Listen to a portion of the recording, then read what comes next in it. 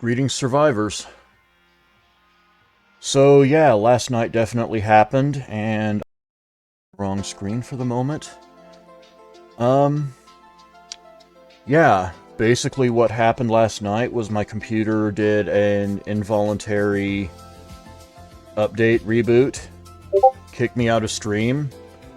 Uh, I appreciate chat sticking around as long as they did, but by the time I got my computer back, the crowd had more or less dispersed. So we're running it back tonight, and hopefully it goes a little better this time. Welcome, Rook. Good to see you here, man. So, this is going to be my attempt at a just chatting stream. A lot has happened in fighting games over the weekend, and into last week, if we're being honest. And I kind of want to talk about some of it here. Particularly all of the discourse on a very old topic in fighting games being how to market them as products and the importance of a single player mode. And a point that I want to get to later on, which is this a zero-sum game? Is this you have to go after the casual audience at the expense of the FGC, or you have to go after the FGC at the expense of the casual audience? Anyone here who's known me for any amount of time knows what my answer is going to be, but I'm ready to really dig in the weeds on it and get down to, you know, what should developers be doing? So, just like I did last night, I want to kind of run it back here and see what chat has to say about it before we get into the really back and forth parts of it. So, yeah, take a moment to put your thoughts in chat, and we'll get this started.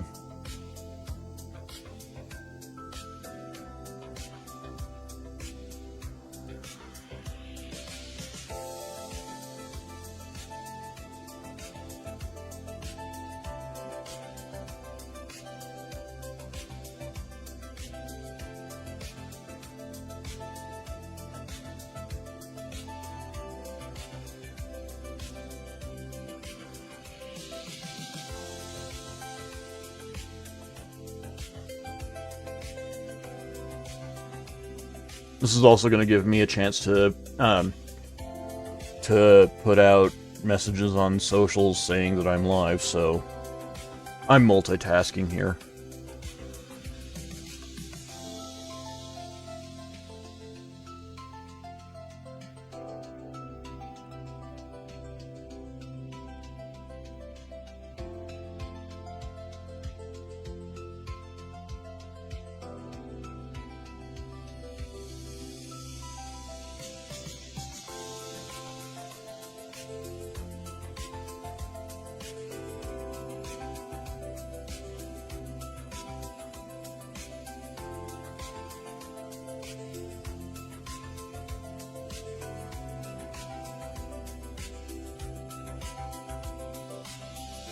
Okay, that's as done as it's going to be. Not really any feedback at the moment. So, for anyone who knows my background, I've been kind of there in the center for many of these conversations over the years, just playing out on various message boards, because I moderated some of them. And so I've seen pretty much every argument there is to be had.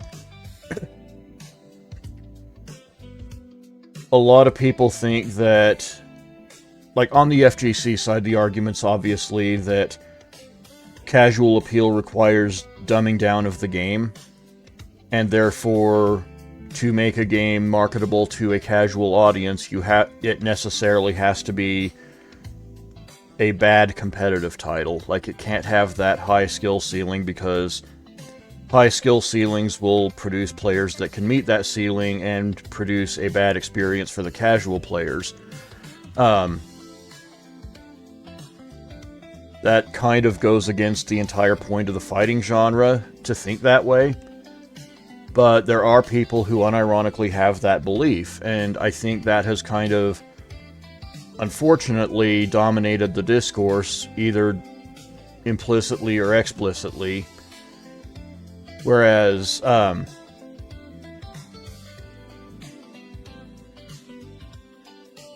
I think the best way to go about it is to make a product with a high skill ceiling that compartmentalizes the player bases. You have your casual audience over here. I'm making hand gestures, obviously my model can't do that, but you have your competitive players over here, you have your casual players over there, and you do what you can to sequester them by gameplay modes. If you have, like, a dedicated online ranked pool, probably those players are going... Probably the more casual side of the audience is never going to run into them. So, that's a starting point. But I don't think that just doing Soul Calibur, doing Street Fighter Alpha 3 is the best way to go about building both a marketable product and a competitively viable fighting game. The reason being, you don't want to keep your player base divided up. You know, you want some mobility between them. If I was developing a fighting game, I would make drills very similar to the license test in Gran Turismo 7, yeah. I knew you were going to like those right away. More than just combo trials, but real situational concepts that build fundamentals. Yes, exactly, and that's actually a part of where I'm going. I would make it a little more organic. I wouldn't present it as a test that you have to pass to access more content. I would present it as a sort, probably maybe a boss fight in a single player mode, where no matter what you do to win that fight, the game will make you employ a certain tactic, a certain mechanic, a certain approach in order to get past that fight. And it would be presented in such a way that maybe like how Tekken replays will actually say, hey, you didn't punish this move. This button here is what your punish would be. And it would give you whether a launcher or maybe a shorter string, depending on what you're punishing. Tekken will tell you what to punish with what. And that's one of the things I really like about Tekken replays. What people want from fighting games is to get good, whether they say it or not. Yes, that takes time. So this kind of drilling, if made fun and rewarding, would get people there on a gentler slope. Abso-fucking-lutely. And that's really the core of my belief. I think single-player modes and competitive play, or even just lobby modes, they have to be symbiotic, right? So you want... Ideally, you want single-player modes to prepare players for what they're going to encounter in ranked or in lobbies or whatever. Likewise, and this is something that doesn't get talked about nearly enough, you want your single-player mode to be appealing enough so that even the competitive players can go over there and have a good time, and maybe even get something out of it. This way we get good fighting game mechanics without accidentally warding off newcomers with the current learning wall that is competitive play. Exactly. And I think this is also something that we could be doing better with training modes.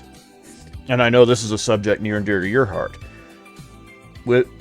So making the single player more appealing for the competitive crowd what I love about the current model right now, where we have replay data, it's gathering information about.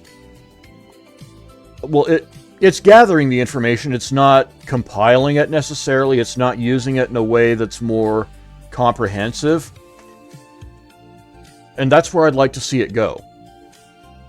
I would like to say a competitive player goes into ranked and spends, I don't know, 8 hours there. Like, let's just say they ate, they shit, they hydrated, they sat down ready to go, and they just lay down a hard 8-hour session in ranked, just grinding it out. Ideally, they could go over to the single-player mode, and there would be something there that would compile data over, here's where you got burned, here's what you could have done differently, and have all of these pre-made drills, or just honestly not even necessarily presented as drills, right? You could just have them go into the single-player mode, and it would tailor build just the next battery of content for them to do around what they're weak sauce against in practice against humans. And I think when you develop that kind of symbiotic relationship between your single player and your multiplayer, that's when you're going to start seeing not only more effective community building, but also more effective products, right? Because you're making it appealing to players that that will buy your fighting game but not necessarily stick around for the season passes. Exactly. Telemetry data for your fights. And you're turning those players into people who are going to stick around, people who are going to funnel into the competitive crowd, the social side of fighting games. Maybe they'll go to a couple of events, maybe just a local weekly or monthly, but maybe that will kind of get them interested. Because they're going to want to clear the single-player mode anyway. It costs them $0 to make a single-player mode that will develop the skills that they need to hang in a competitive environment. There's a little of that stat keeping in the Street Fighter 6 profiles, but it's not as in-depth as what I'm describing. And it also doesn't have an outlet, right? It doesn't have another mode that it feeds that data into and specifically trains you up on that stuff. So, like, definitely, if you're into statistics, if you're into to studying the replays and things like that, you're eating real good already. But this would be the next step. This would allow you to carry that over and just have it made for players who need to train on X thing or Y thing. They could go into that single-player mode and, like, they wouldn't even have to set up drills or anything. The game would just hit them with them. And it wouldn't even be presented as drills. It would just be presented as gameplay. It would be presented as player and character progression, right? Because I think that's where the single-player modes in games like Soul Calibur and in games like Street Fighter Alpha 3 really fell short. They were really well made. I think they were fantastic as far as putting a single-player campaign into a fighting game and giving people something that they can spend several hours working on. But it didn't develop skills necessarily. Some of them were objectively difficult, but especially in Soul Calibur, some of them were objectively difficult, but they weren't difficult in a way that forced you to develop a specific skill. You just had to be generally good. For a single-player mode, I'd make it to where you have to beat certain beat certain bosses or whatever with specific techniques. Yep, like this boss takes major damage from anti-airs, and Soul Calibur did stuff like that. I'll hand it to him. Like, there were some fights that you could get into where you can only do damage from combos, or you can only do damage from juggles. It's there. I think if you do enough of it, and maybe put stuff after that particular fight that will force players to stay sharp on that front. Like, in Soul Calibur, you would develop a skill for one particular event, and then you'd go on to the next event, and it would be like, oh, what a relief, I don't have to deal with that again.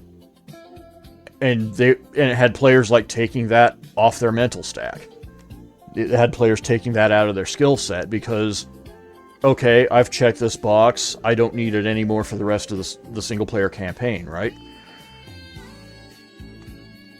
What we need to be doing is having those battles and then presenting it in such a way like, you need to know how to do this because you're going to have a very hard time, or maybe an impossible time, with what's to come if you don't get this drilled into your skill set, right?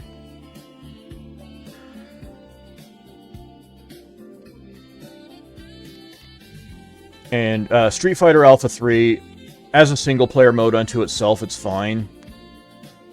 It gives you a lot of stuff that you can't really do in a real match, but it is kind of fun to do all that cracked-out shit with the different abilities you can put on your character and whatnot.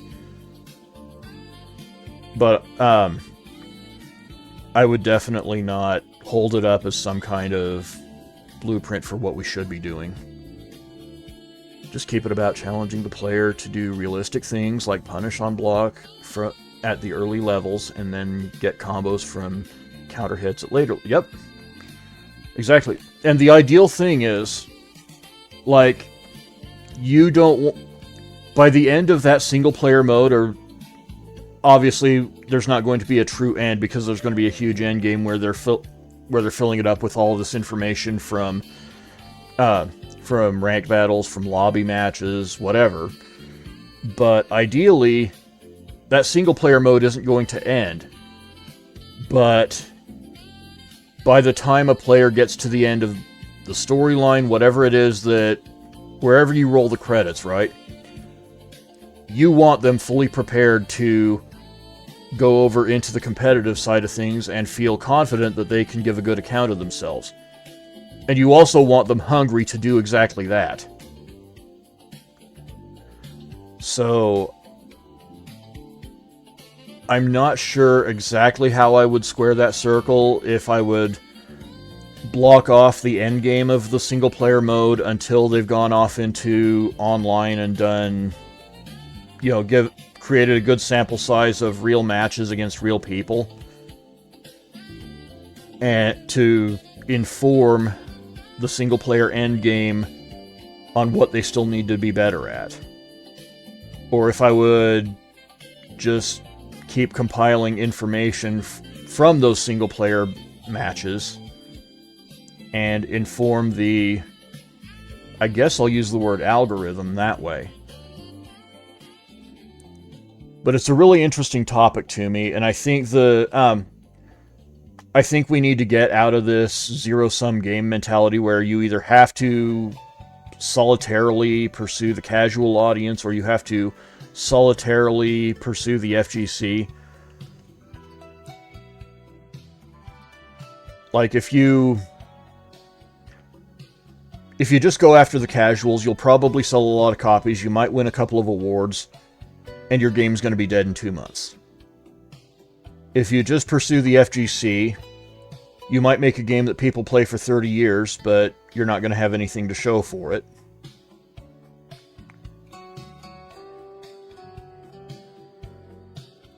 You can have your cake and eat it too.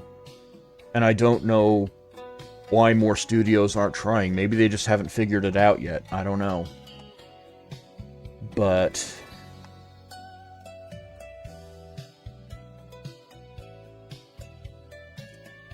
I do want to see it get better.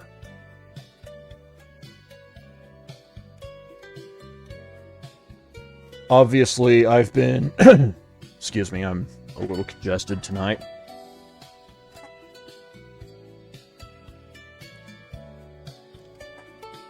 Obviously, I've been passing out copies of Street Fighter 6 to other members of V-ism to get them onboarded into fighting games. And I've already taken a couple of them into the Battle Hub and showed them around, and I noticed some of them tooling around in World Tour mode, which, you know, as single-player modes go, that one's a pretty good one. But I would love to be able to just pass the game off to them and be able to trust that the game would take care of them, that it would develop them the skills that maybe I couldn't teach them, or that, or even maybe that it would just give them a comprehensive battery of skills that, that they could take into a match and do really well right out of the gate. The closest I've seen come to that is Guilty Gear Strive, and it delivers it with all of the enthusiasm of a calculus class. Like, I was there with Mana in his stream when he was doing the tutorials, and they were really, really good tutorials. If you go through those, it will turn you into a good player. I am fully confident of that. But you're practicing on a training mode dummy, basically. It might do some rudimentary actions like mix-ups or block reactions, things of that nature. It's not presented as an actual match, and that will probably disengage more players than it keeps glued. But I can't argue with the results. Mana was hitting quarter circles by the time the stream was over. It was objectively informative. If Arc System Works could find a way to package that into a mode where you're actually in a real match, and it's part of a broader single-player campaign. Obviously, they reserve the story itself for a literal anime series that just happens to be included with the game. So, quote-unquote playing the story mode has nothing to do with actually playing Guilty Gear. You literally sit down and watch an anime season. But, and I don't begrudge them that either, it's good anime. But they do need some kind of single-player campaign where they can cook these tutorials into them and develop players that way, because I think that will keep people more engaged than just, yeah, here's a list of skills that if you pick them up and basically add them to a book that is your skill set, you will do really well long-term as a player.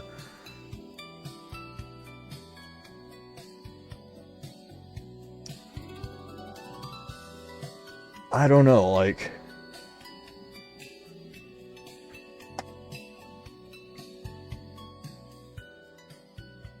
this is something that I feel should come really naturally to Daisuke Ishiwatari, of all people.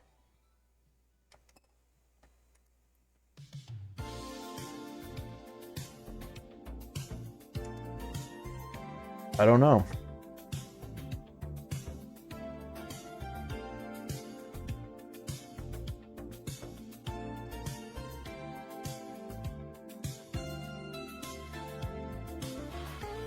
But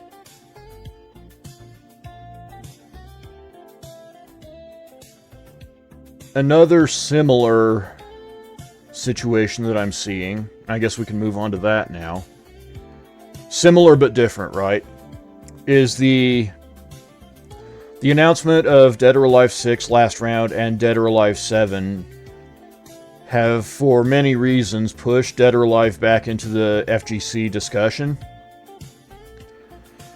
And the way things ended between the FGC and the DOA community back in the build-up to Dead or Alive 6, the game wasn't even out yet when the fallout happened, presented another kind of zero-sum game mentality with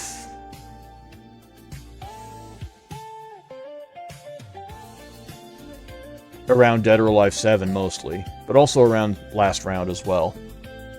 And I even tweeted about it. I'm going to pull up my... so this was more of a the zero-sum game here isn't between casuals and FGC necessarily. And I need to qualify the hell out of that statement. But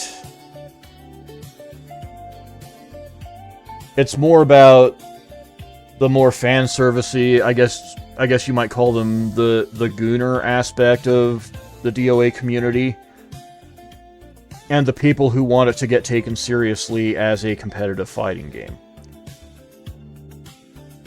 And I'm just going to recite my tweet on this because I feel like the tweet that I wrote is far better than anything that I could come up with off the cuff, right?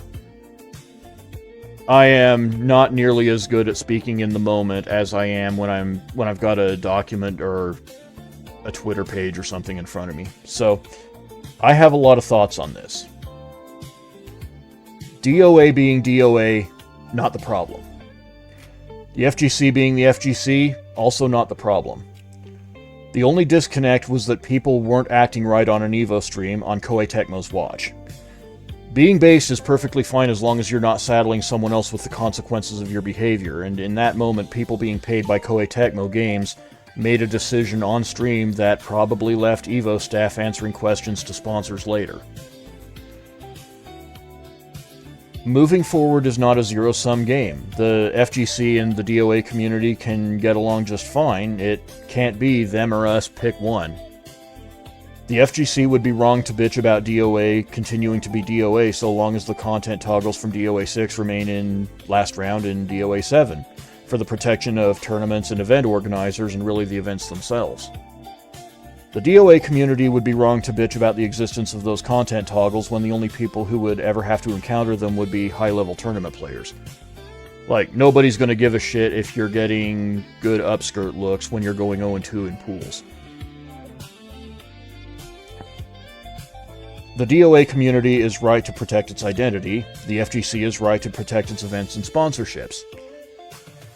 I'm uncomfortable with the disdain for esports in the DOA community right now. Not because I don't understand where it's coming from, not because I want DOA to drop its identity, but because I feel an underlying sentiment of, it's fine if the game is technically sloppy, it doesn't need to be tuned for competitive play, just give us hot girls that kick high. That would be an unmitigated disaster if Team Ninja acted on it. I'm also uncomfortable with the potential for cultural puritans to latch onto the FGC side in hopes of leveraging concessions from DOA.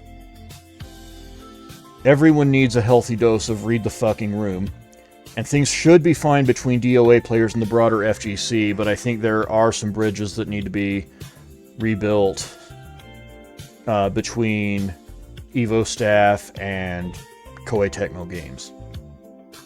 But I think that would be very easy to have happen. I think a lot of the people involved in what happened at EVO Japan that year are no longer around. They're no longer part of the conversation. It's certainly something I think Rick can handle. And once that happens, I think DOA will be welcomed back into society. So, how are we feeling about that?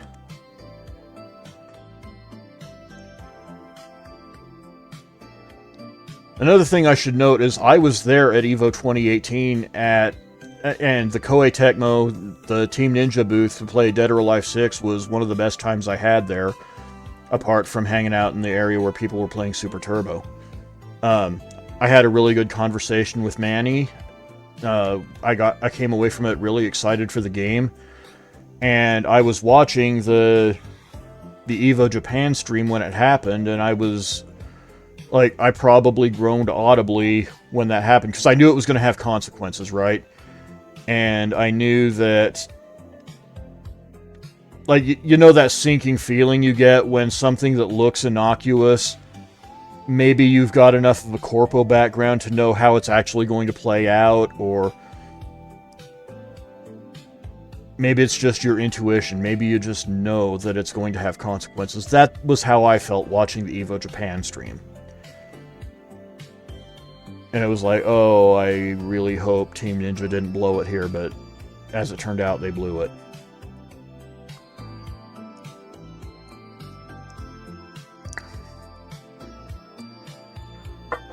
I need to pull up what the Evo lineup was that year, because I'm pretty sure... Let's see... Evo Japan 2019... lineup.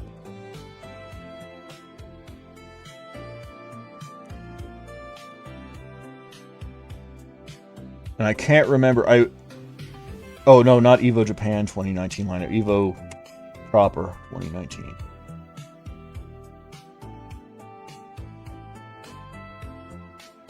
Yeah, Under Night In Birth got in there. Exolatus, so that was a very random version. Hey, Meta, how's it going? I remember watching the Evo 2019 lineup reveal. And when they got to Under Night, I was like, yeah, that right there, that was the DOA 6 slot. That was where Koei Tecmo blew it, because I'm absolutely positive that DOA 6 was earmarked for Evo 2019, but blew it because of the Evo Japan stream. Bored trying to figure out streaming issues. Oh, what issues are you having?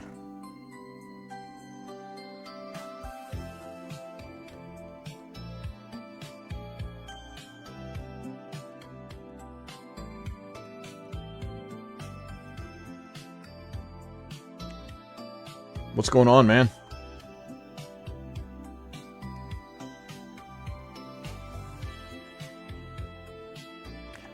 Just trying to think about how... Oh, okay. I thought you meant you were having technical problems or something. You're having brainstorming problems. I get that. I get that. Yeah, I can't make your production decisions for you. I can just advise you if something happens where OBS is messing up, or... Actually, you're not even using OBS, you're just using PlayStation. Honestly, I think that just comes with a great deal of freedom. Stream whatever you feel like playing. Some people do that. They have that mentality of, if I'm playing something, I'm streaming it. And it just works for them. Hey, Vel. But anyway, for those just joining us, we're talking about the interplay of single-player and multiplayer modes in fighting games, and specifically, how to make an appealing product for a casual audience without alienating the audience that's actually going to play them more than 2 months after launch. Ordinarily, I'm given to the belief that he who chases two hares catches neither, but I do feel like there's not a zero-sum game here. If you've got somebody buying your fighting game on launch day, they already have an interest in fighting games, and it's just a matter of building something for them to do off the jump and figuring out a way to keep them engaged long-term.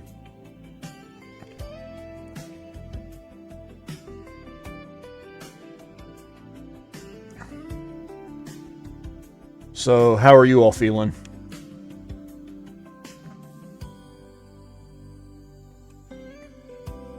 Never gotten really into fighting games, to be fair. That's fair. Like, it...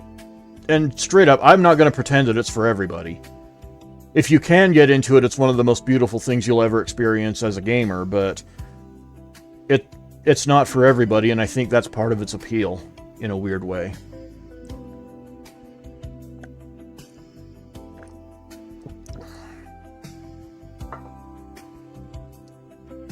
And, Rook, if you're still here, I've got like 4,850 drive tickets burning a hole in my pocket. I gotta figure out what to do with them.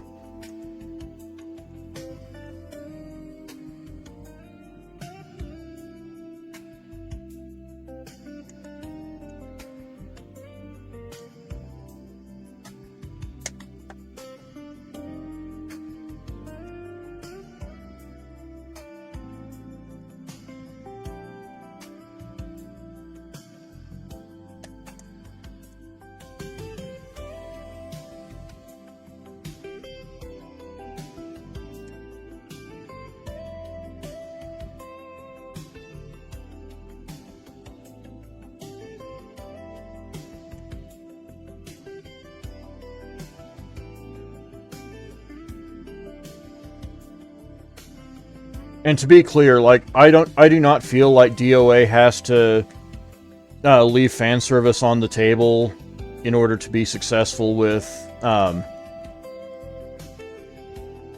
in order to be successful with the FGC. I was kind of impressed with how far they were willing to go for it at EVO 2018. But I do think it's an unreasonable thing to ask of them to basically mortgage the series' entire identity to play nice with sponsors. I don't think they have to do that. I think the toggles that they put in Dead or Alive 6 were brilliant. Because if you're running a tournament in, whether it's a very corporate environment or maybe a country where, you know, where that kind of dress is a little more conservative, you could just turn that toggle on and suddenly the game stops being controversial.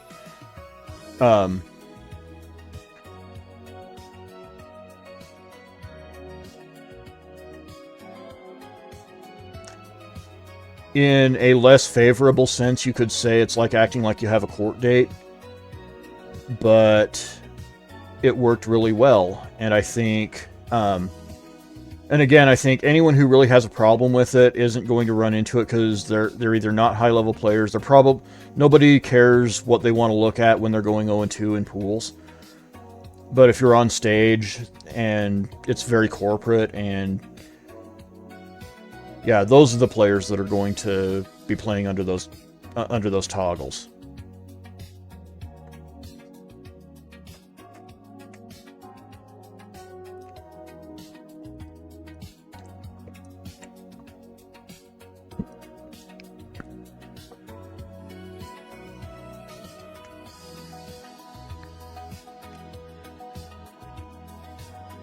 Like, yes, the toggles would be on throughout the entire event if it was ever at Esports World Cup. The people complaining about it are never going to be invited to Esports World Cup. Let's keep it a buck.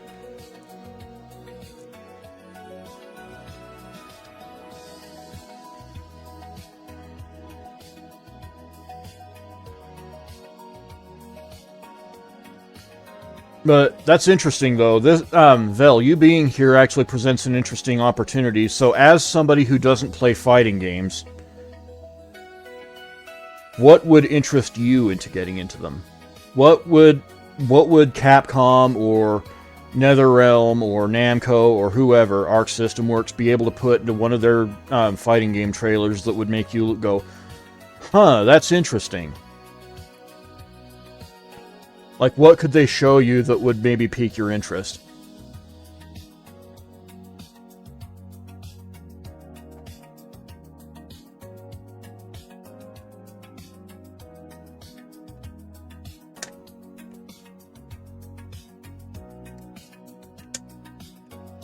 I'm not trying to put you on the spot here, I'm just genuinely curious.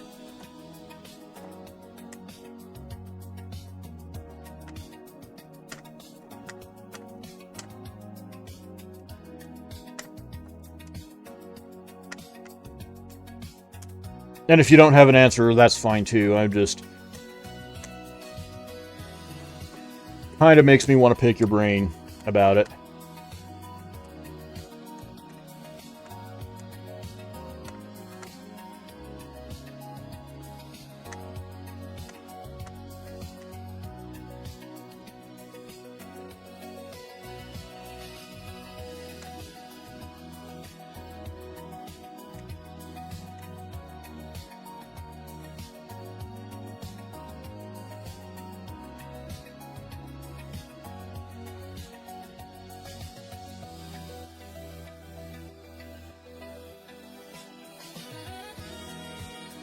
Meta says, what is the perfect fighting game? Is there even such a thing?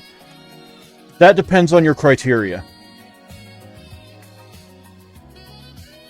That depends entirely on your criteria, because some people would say that Virtua Fighter 4 Evolution is the perfect fighting game. Some people would say that Soul Calibur 1 is the perfect fighting game. Some people would say that Street Fighter 3 Third Strike is the perfect fighting game. And then there are some people out there who would look at all three of those games and absolutely disembowel them for tangible, quantifiable reasons. I would say that at this point in time, there is no consensus perfect fighting game. And that's kind of a shame. I think that is a height that that fighting games absolutely can reach. But I don't know if they're trying to, necessarily.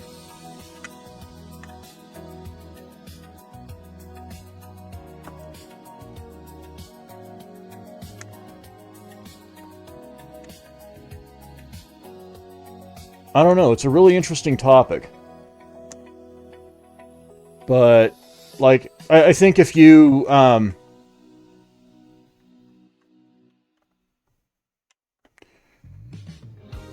if you ask 10 different people, you'll get 10 different answers. Well, maybe not 10 different answers, because there will be more than one no in there.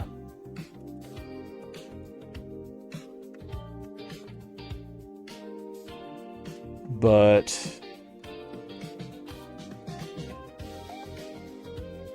yeah, I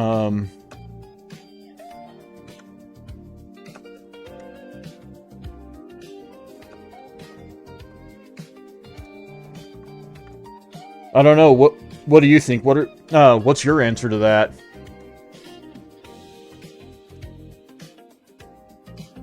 Like, you might have a fighting game that you think is absolutely perfect, and I'm not trying to take a shit on that. I'm just,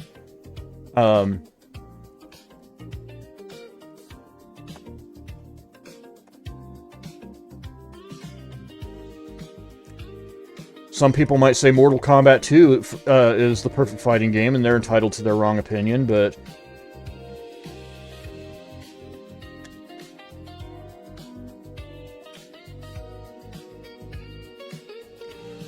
Rook, I think making fighting games cheaper and then selling lots of cosmetics helps, at least on the drawing people in front. I think there are some people in Riot's C-suite that would emphatically disagree with you right now, but I think if you do it right, you're on the right track. Casuals love buying cosmetics and the hardcore people don't mind. Yeah, the problem is that Riot priced their cosmetics so stupidly because they're used to the League of Legends audience, which in the MOBA field, there's a term called whales. And whales are basically customers that will open up a vein, basically. They will spend ungodly amounts of money on your cosmetic content, on whatever DLC you make available. Not to take a shot at one of my V-ism brethren, but Mononomi recently went into debt buying content in Withering Waves. I'm trying to intervene and prevent that from ever happening again, because I don't want that for his life, for his future. But he is, right now, a perfect example of a whale customer. They got something like $750 out of him. And so, the problem that Riot is running into is whales don't really exist in the FGC.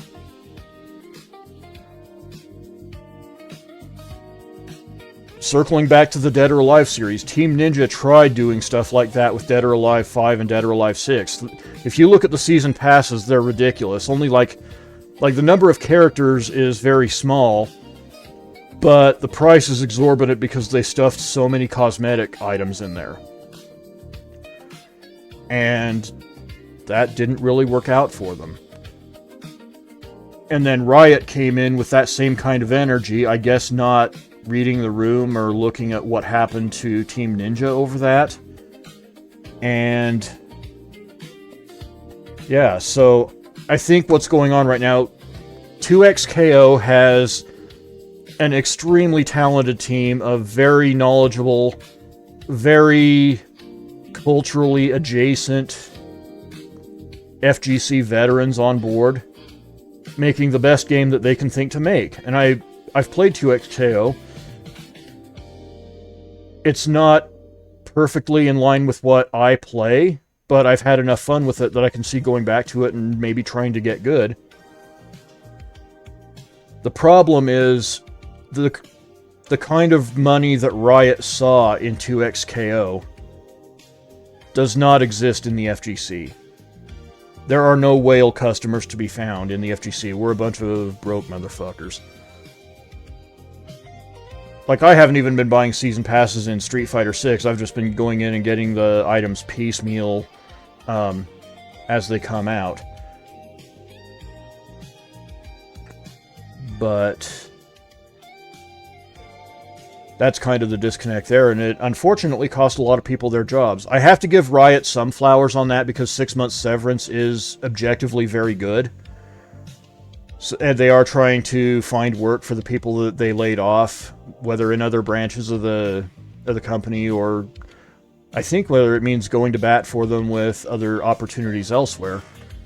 But as of right now, those people are no longer Riot employees, and a lot of it is because Riot Corporate misjudged how much money there was to be made from fighting gamers. Times have changed. There's such thing as being ahead of your time. Yep. Speaking of being ahead of your time, Virtua Fighter 4. Probably one of the best examples you could come up with of something that prepares you for the competitive environment. Problem was, there was no online competitive environment. Online play hadn't really hit the fighting genre yet, at least on the PlayStation side. We did have Capcom vs. SNK 2 at that point, but that was about it. So, if you had a game like Virtua Fighter 4, even vanilla Virtua Fighter 4, to say nothing of Evo, but if you could even take, let's say there was a theoretical Virtua Fighter 4 Final Tuned home version, and they could have found a way to take all of the single-player features from the first two Virtua Fighter 4 games, bundle it up into the one package, and ship it with an online mode, that would have changed fighting genre history.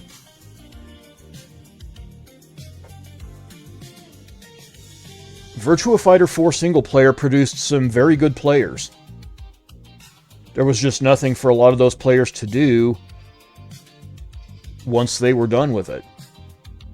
Unless they were geographically fortunate. I mean, there was almost no offline competitive community to join here in the States.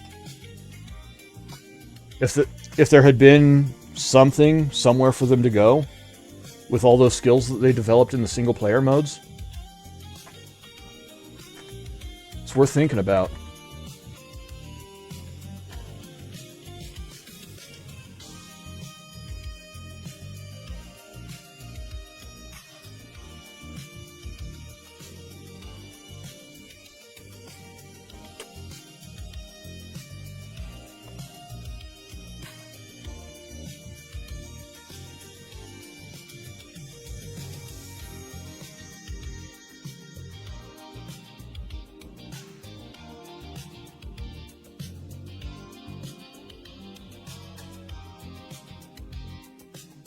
And I think,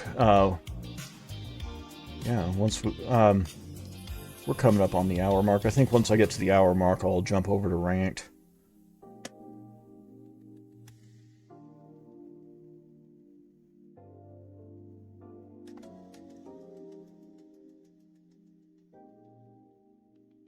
I don't know. You guys got any more thoughts?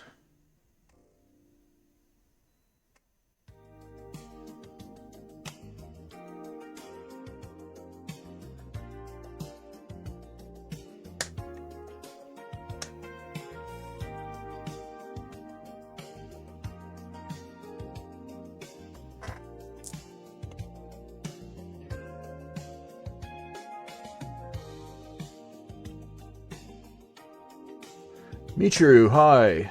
Mostly just thinking about fighting games I would love to introduce to people who've never played any. Well, you're in luck. Vel's right here in chat. We've got one of those players right here.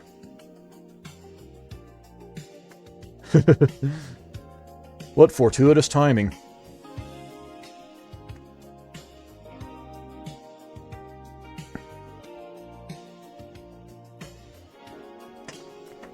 It's a challenging topic because it quickly becomes a question of how do we get casual players to engage with high-level fundamentals. I mean, I think the slow rollout is the way. A lot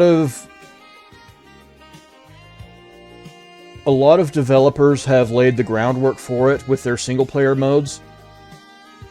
Doesn't really matter which franchise you're talking about. All they have to do is cook those tutorial options into those single-player modes, and I think you're good to go. And then once they reach the end of it, you kind of gently nudge them toward lobbies or toward Battle Hub in Street Fighter's case, or even toward ranks. Just invite them to participate in society is what I would do.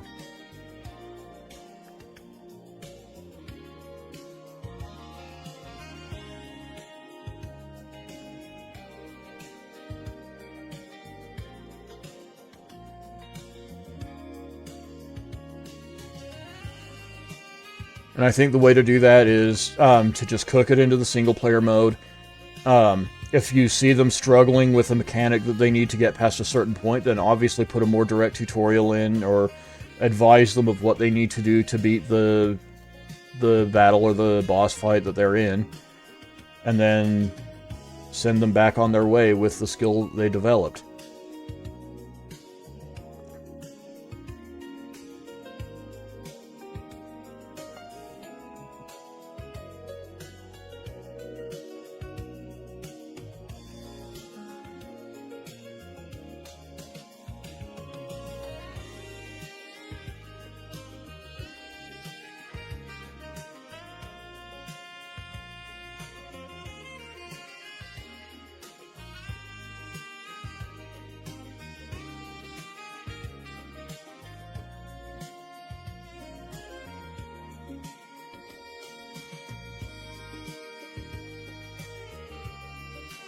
And then once you get them there, actually, I'll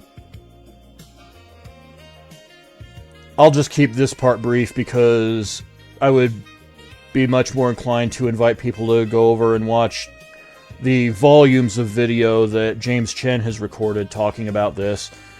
But once you get people from that single-player mode into participating in society, another nice thing would be to allow them to kind of do that with friends. And obviously clubs in Street Fighter 6 are like, they're a minuscule point of what James talks about. But if you can get a group of players that already know each other together and develop them together as a team, I think that would be the next step. And like I said, James has talked about this at length numerous times. So I would rather just encourage people to go watch his material on that matter once people get into the online portion. But yeah, I really feel like, let's see, read that's huge. Having people to learn with is everything. Yes, it is. And it's especially good when you've got, like, if you got people coming out of that, if you've got people coming out of that particular single-player mode, you already know that they have a specific skill set that you've already developed for them just from playing through that. That's stuff that you do not have to cover when you go into the online. And then it circles back to what I was saying earlier. If you can make the end game of the single-player mode tailor-made to help you train out weaknesses in your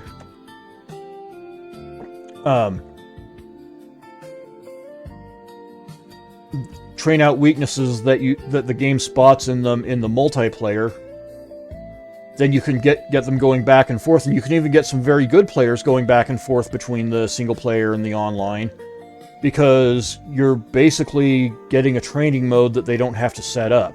And we've had the conversations about how that's completely maddening as well.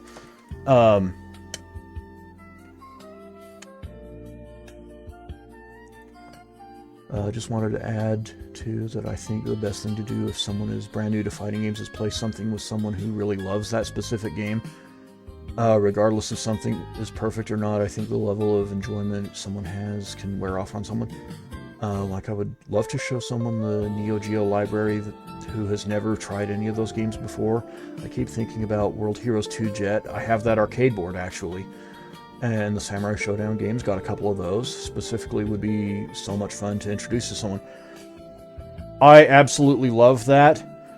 The problem with that, unfortunately, is that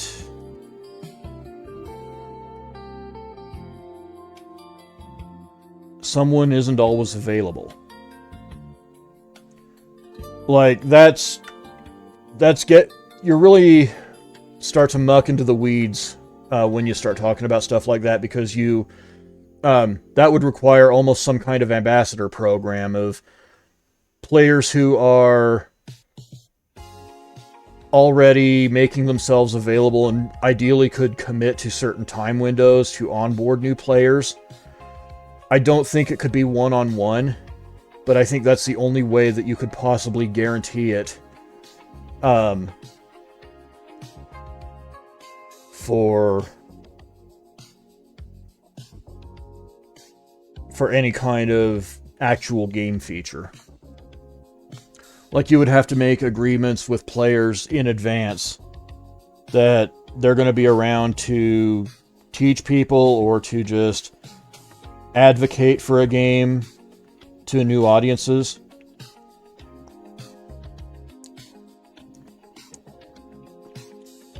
I like the idea, I just can't imagine any publisher that would want to go to that much trouble.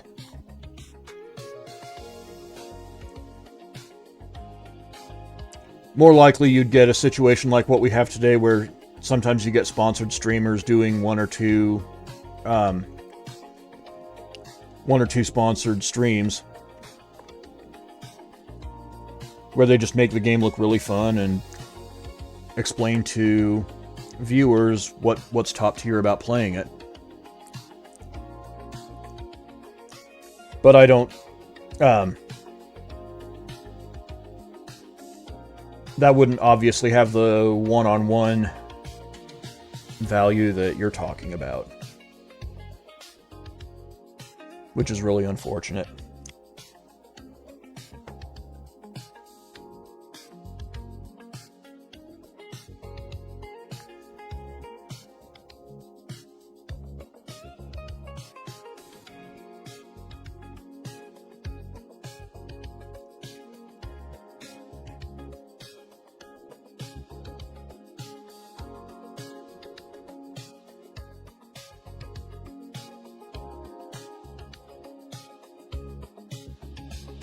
But, should we talk about this some more, or does anyone have anything else to add, or should we get to ranked?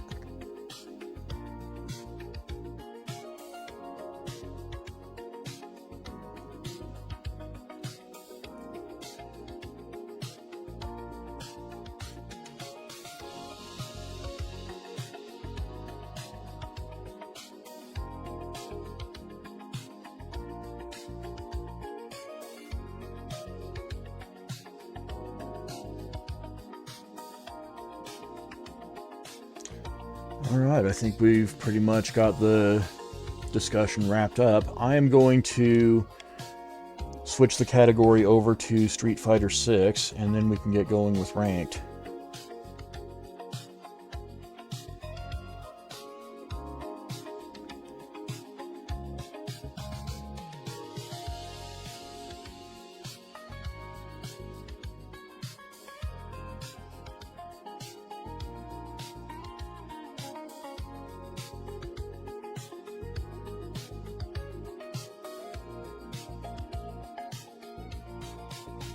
Alright.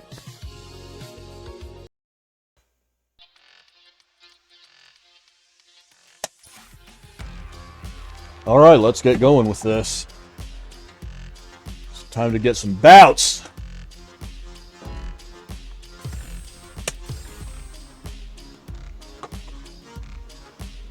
You have been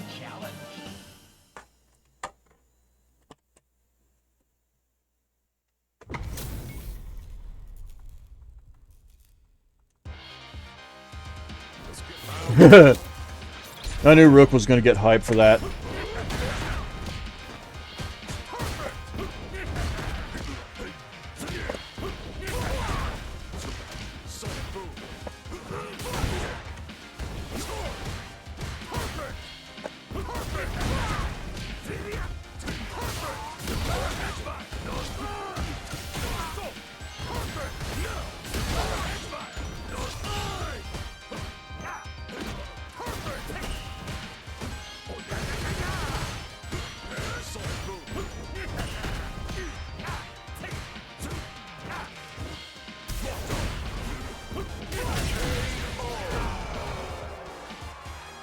Alright. Take care, Alice.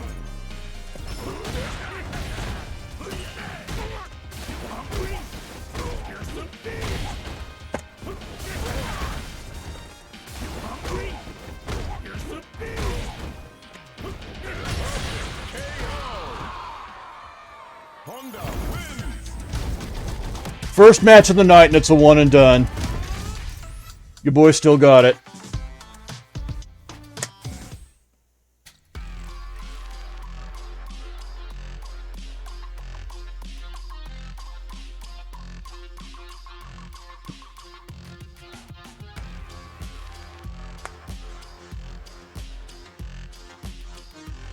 Actually, I want to top up my coffee before I get too deep into this. I'll be right back, chat.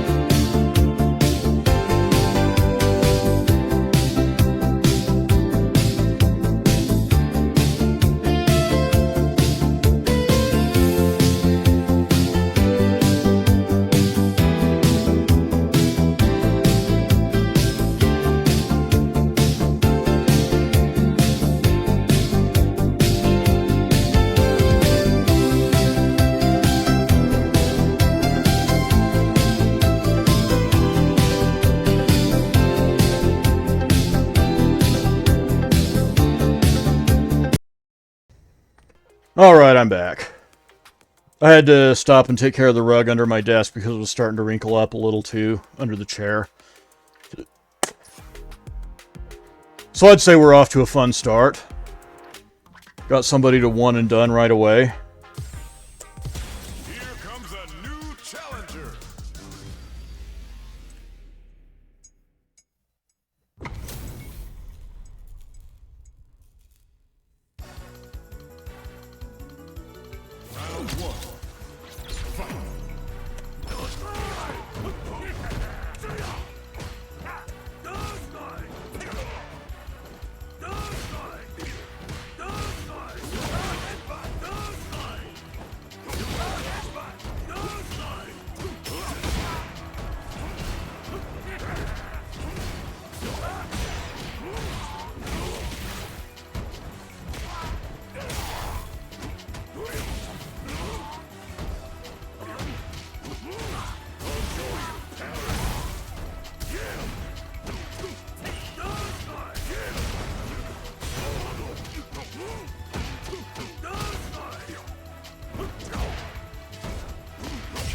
Nice.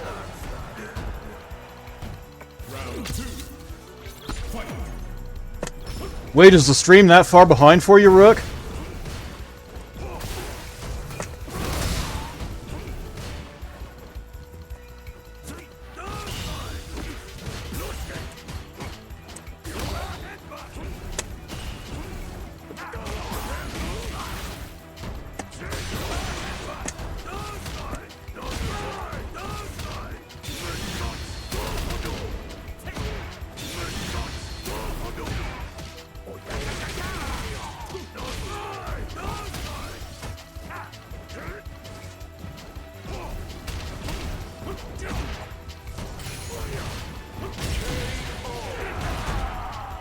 Oh, okay. Wasn't sure.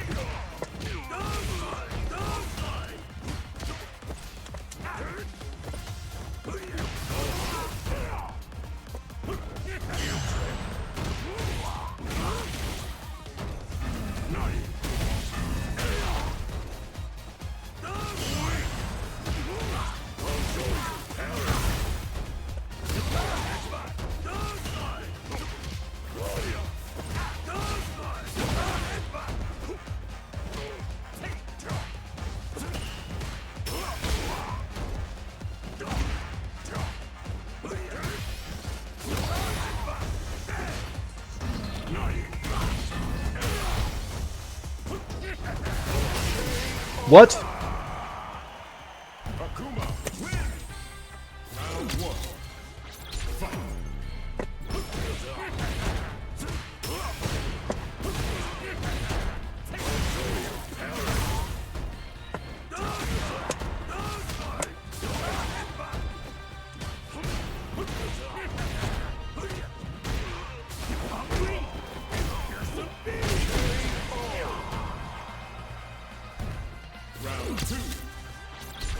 No, you're fine.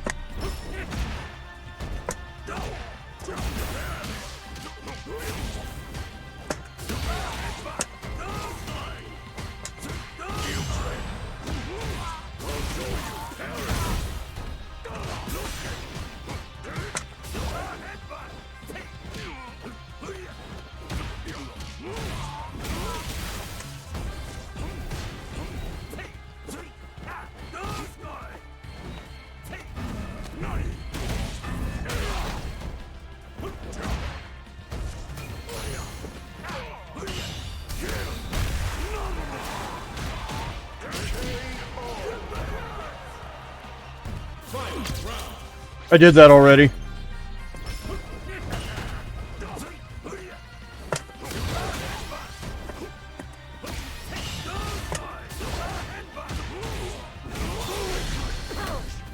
Oh, I misread that.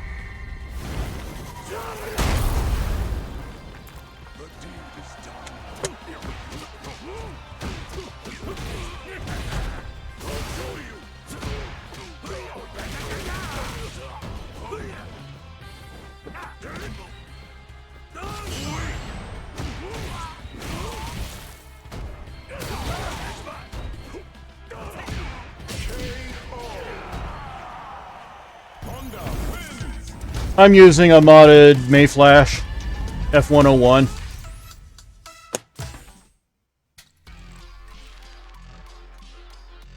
I basically just bought a shitty little $50 stick off of Amazon and put Sanwa parts in it. I'm not... No. That guy's got an ass connection.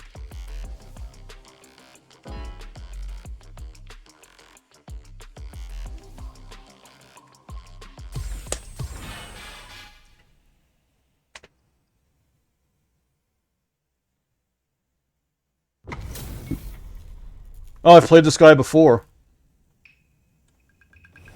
I think he was playing Ken when I played him, though.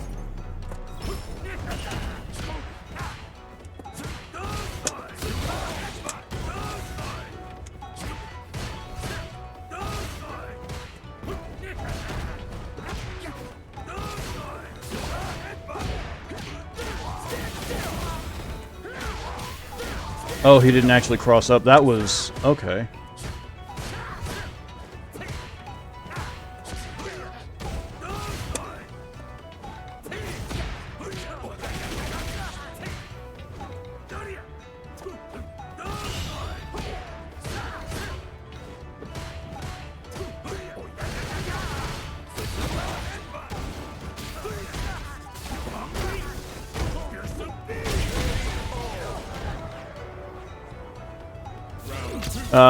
Okay.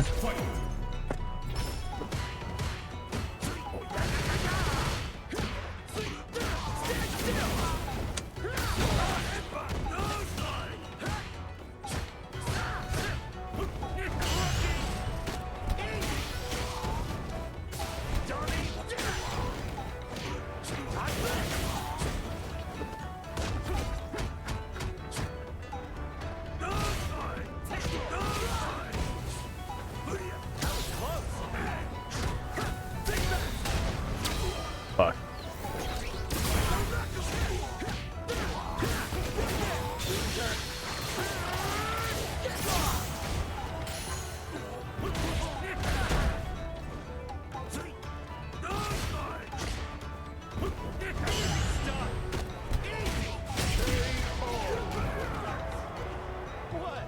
No.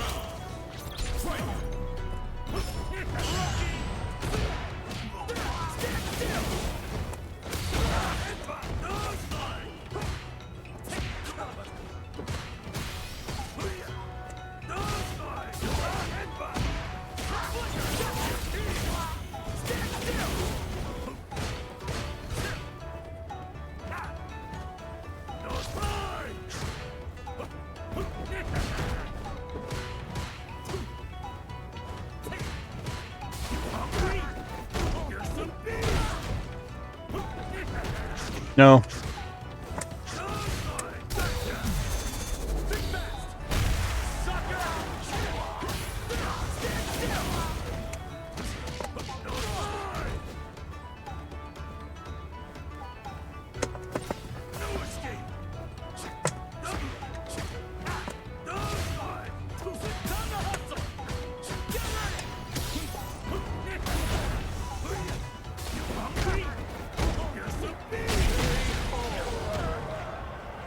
Honestly, I think I've got all the Street Fighter 6 channel redeems that I'm going to have. Right now I'm looking for stuff for other games.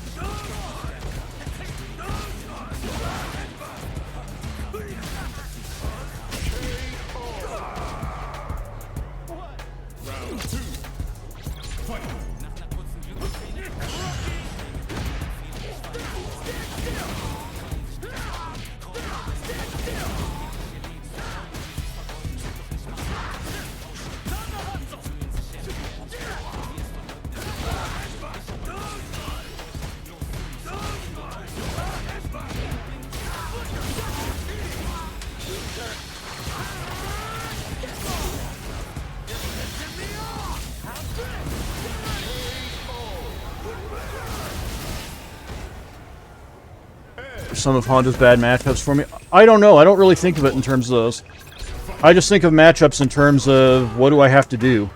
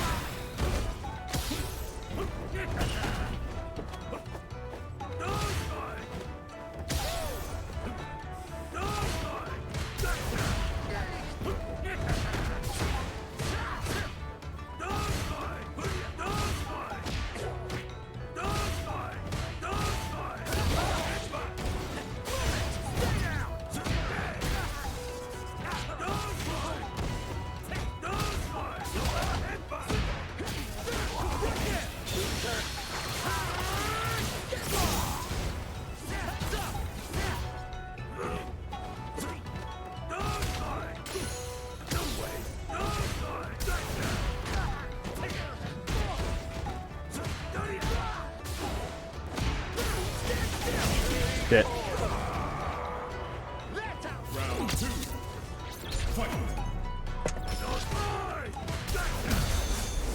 Oh, wow, okay.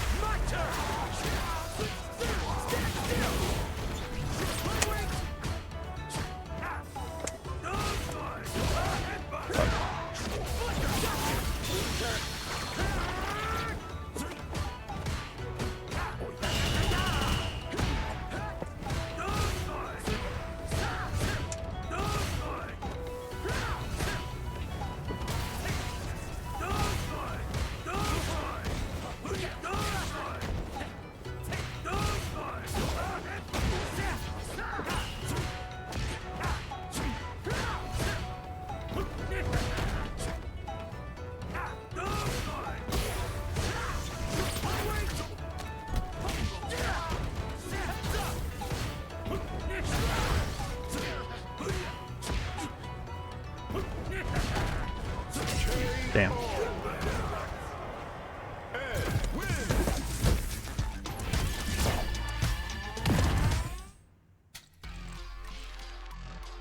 Wait, was that one each way and done? Weird.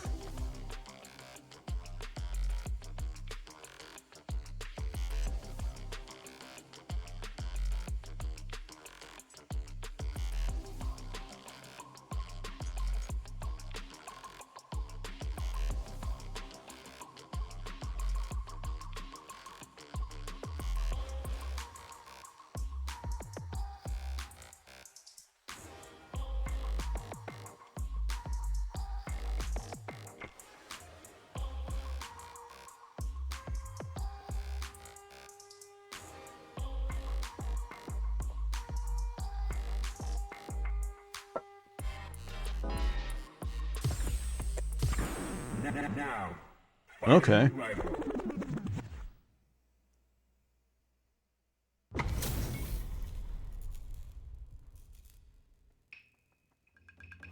round one. Fight.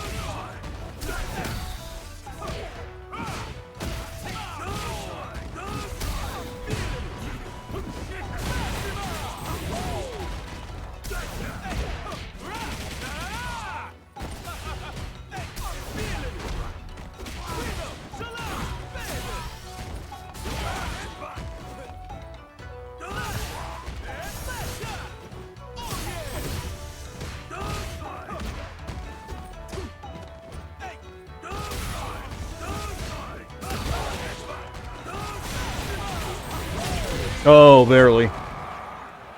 DJ wins. Round one. Fight.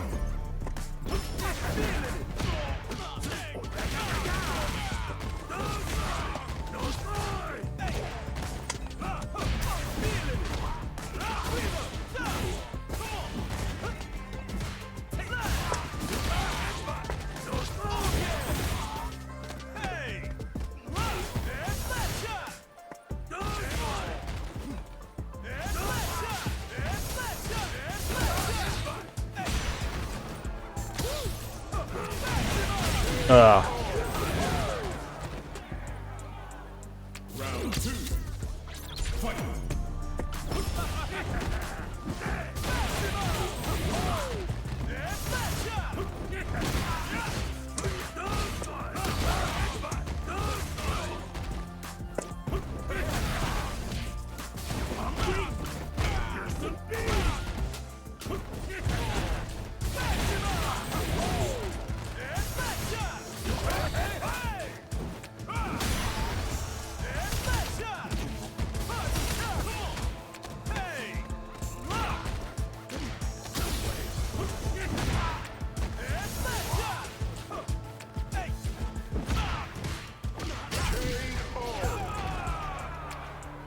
Final round. Fight.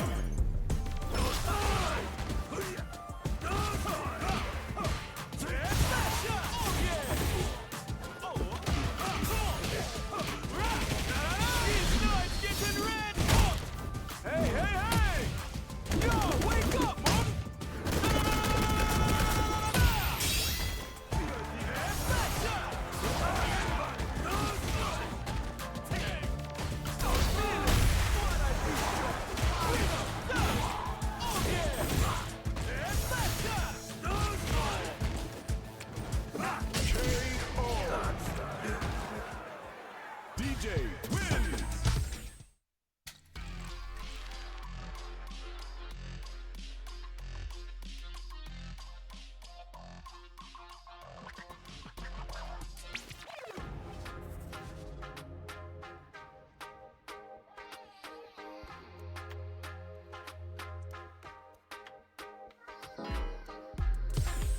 A new warrior has entered the ring.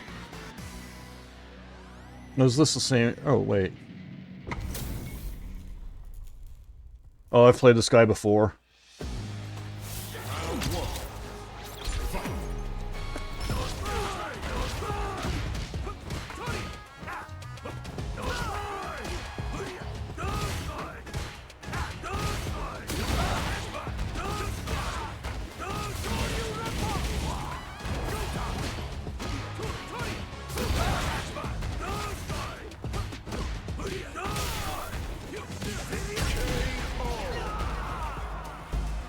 Round two.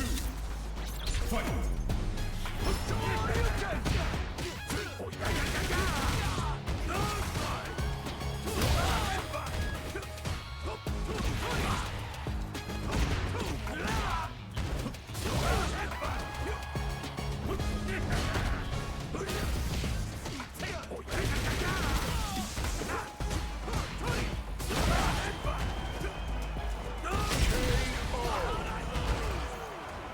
Honda wins. Round one.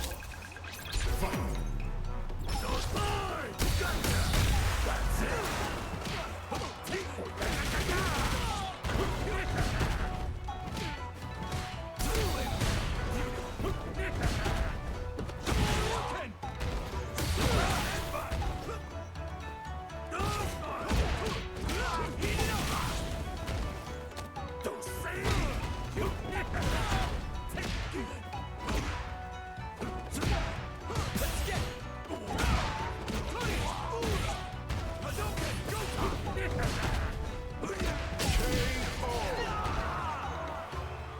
Round two. Fight.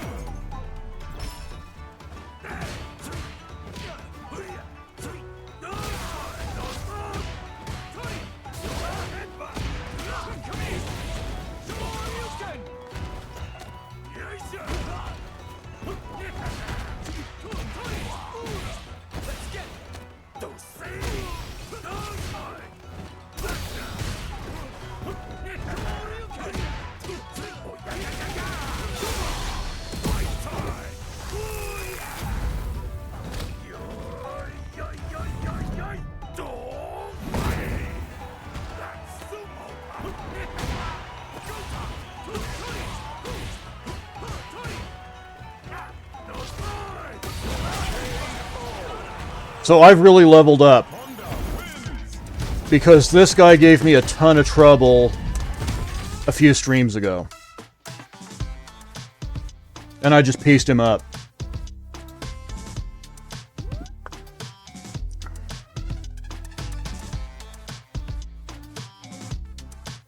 Meta, you might remember. Rook, I know you remember.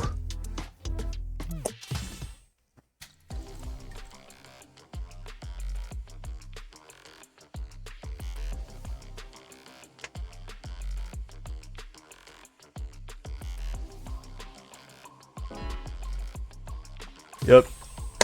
Here comes a new challenger.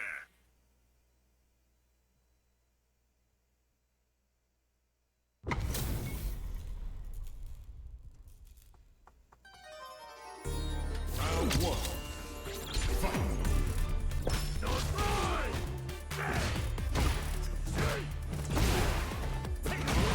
Ugh.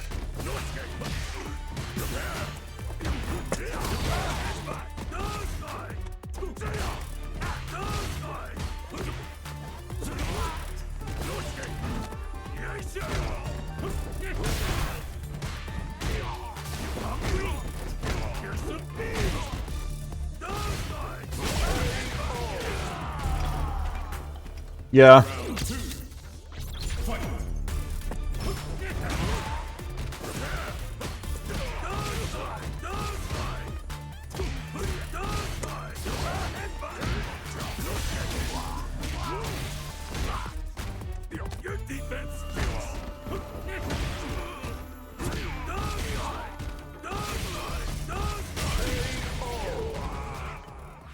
Honda wins.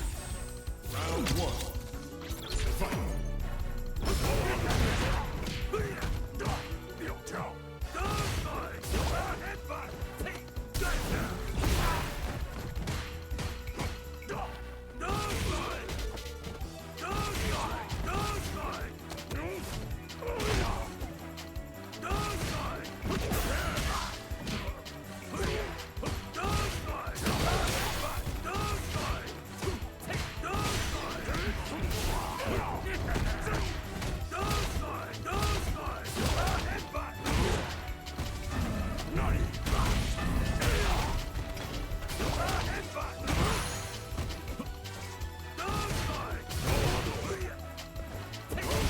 Nice. Okay. Round two. Fight.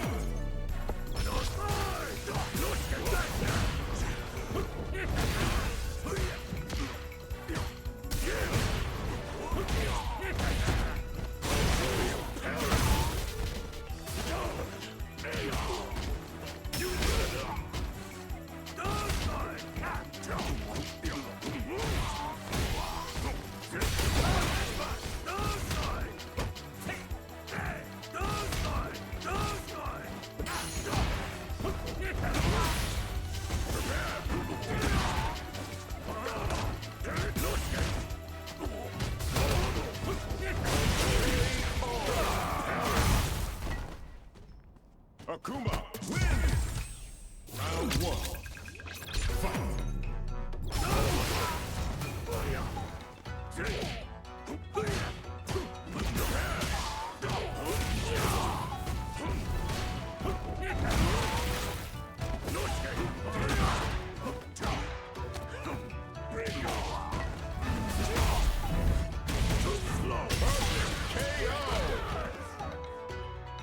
Round two.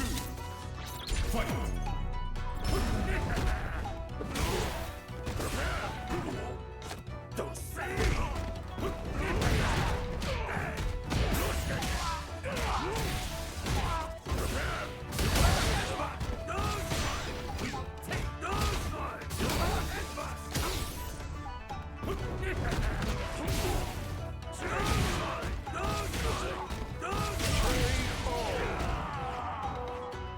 Final round.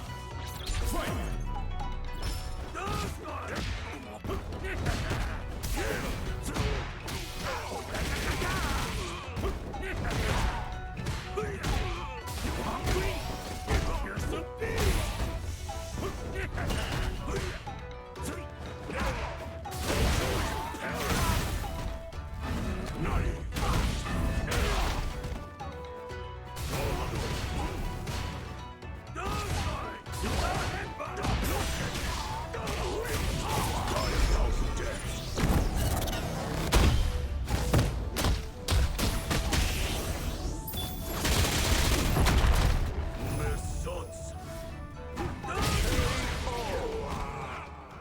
Cool story, bro.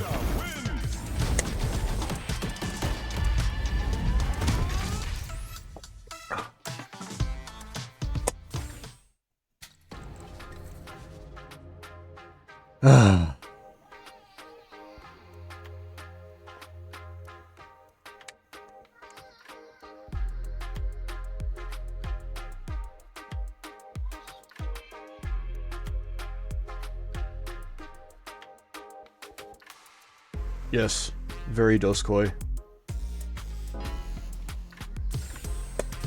Here comes a new challenger.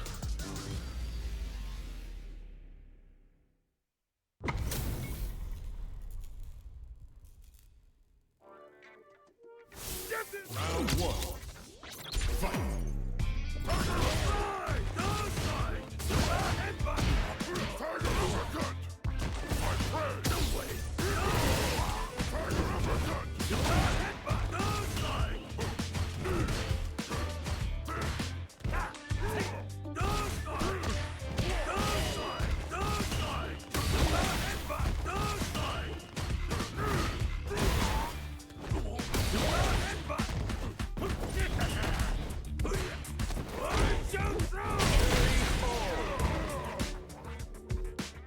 Round two.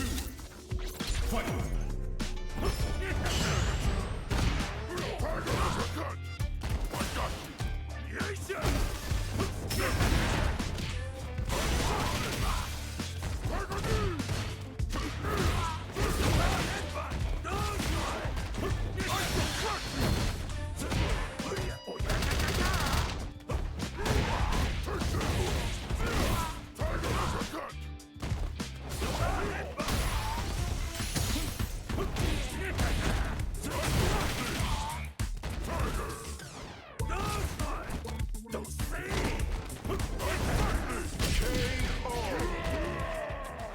Honda wins.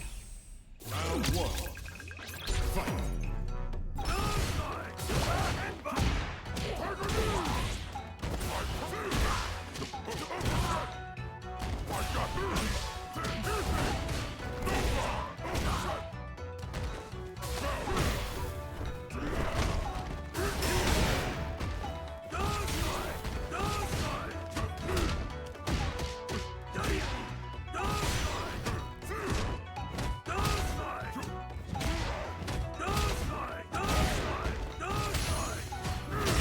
Oh, nice.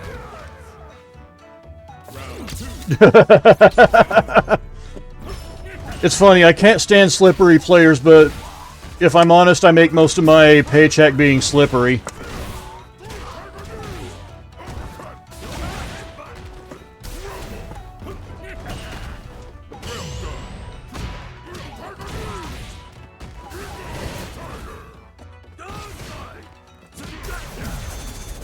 Okay.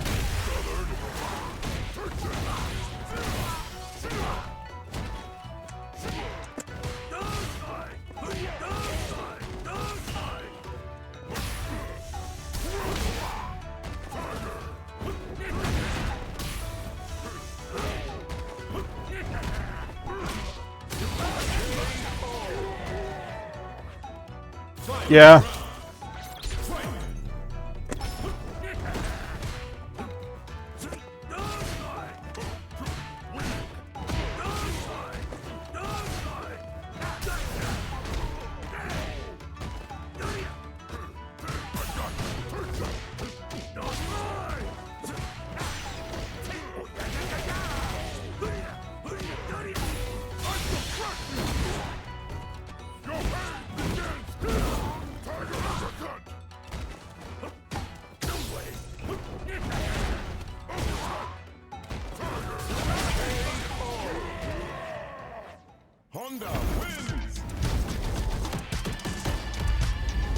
That was just the get out of dodge meter dump.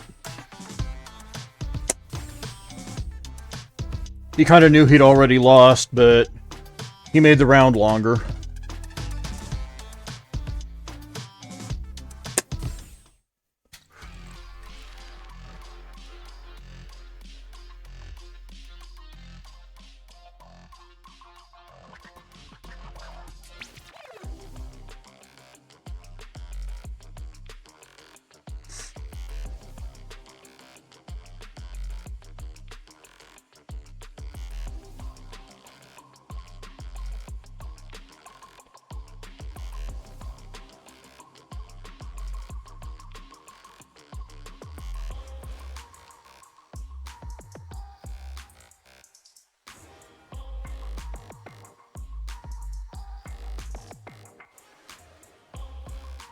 Yeah, he did. Well, he was burned out. He had a significant life disadvantage. He knew I was going to mad dog him, right? Like, I had no incentive to bait out the super.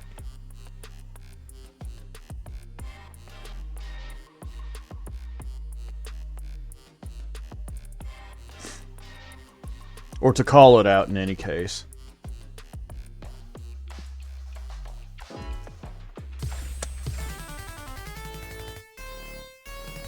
The Street Fighter 1 sound effect is certainly a decision.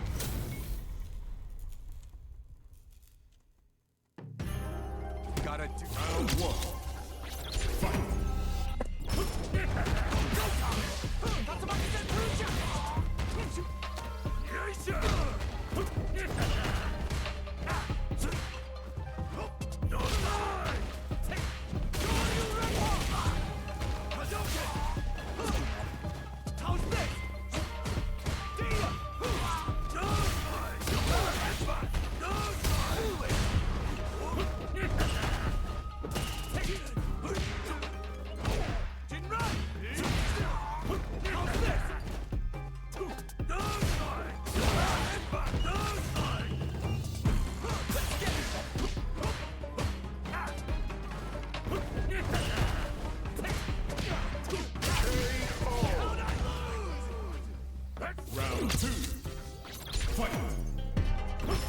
That's the sound effect that he used.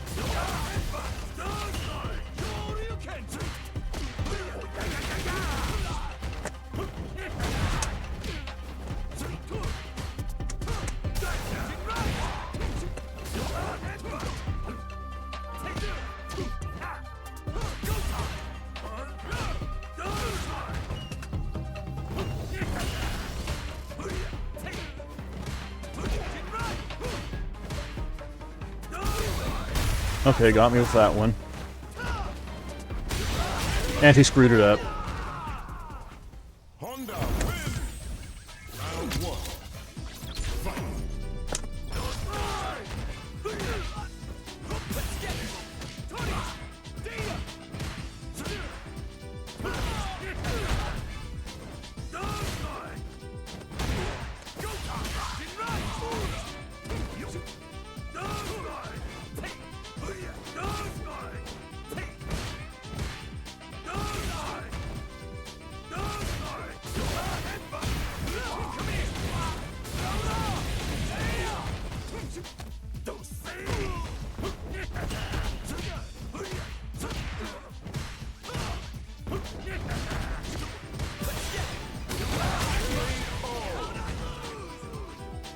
Round two.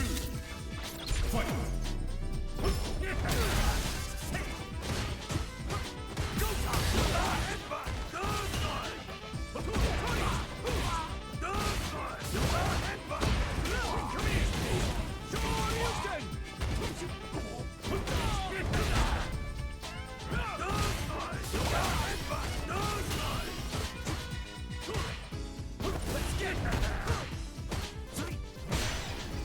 Go!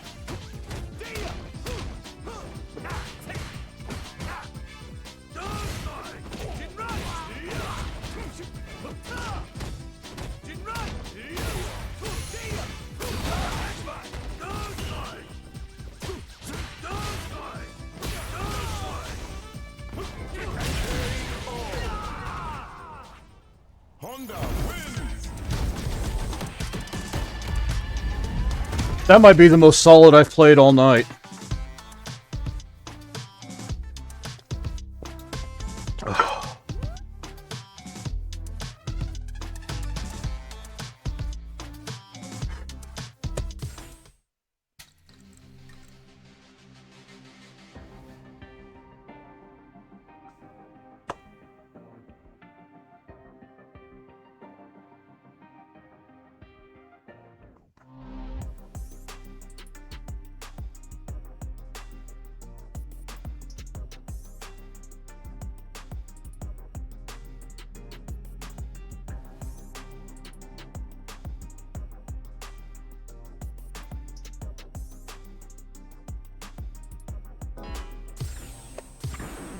Now, find a new rival. Another gut. Okay.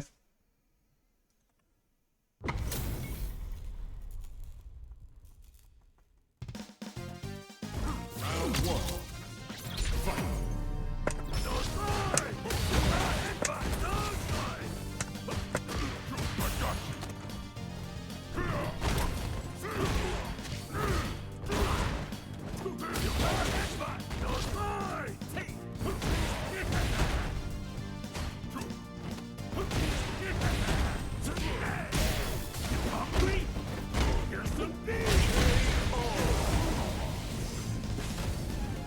Round two. Fight.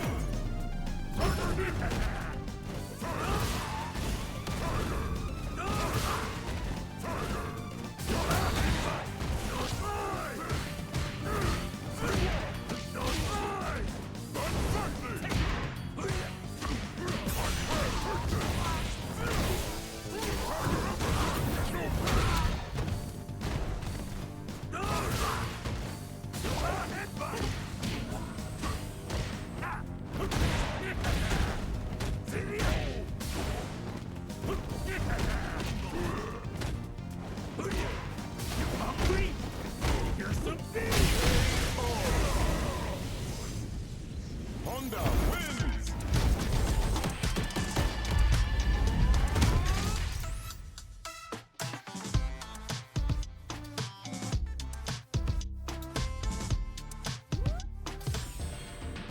Okay.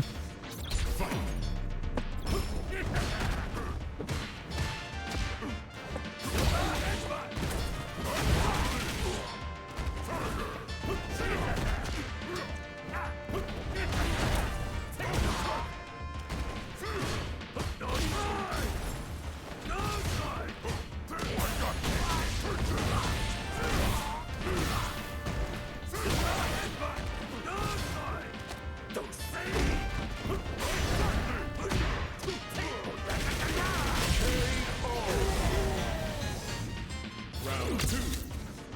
Fight.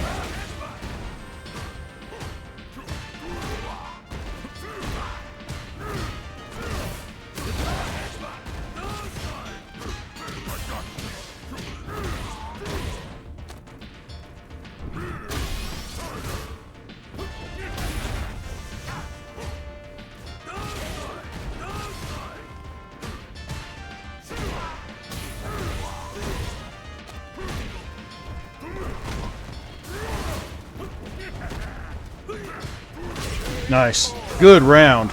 Good round, dude.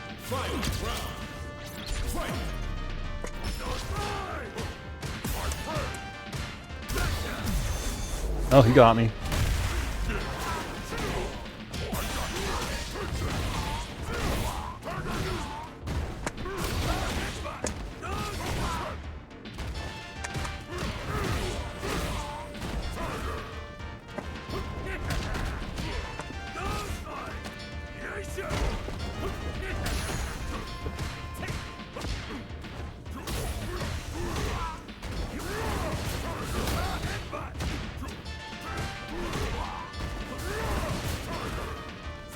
Oh, nice.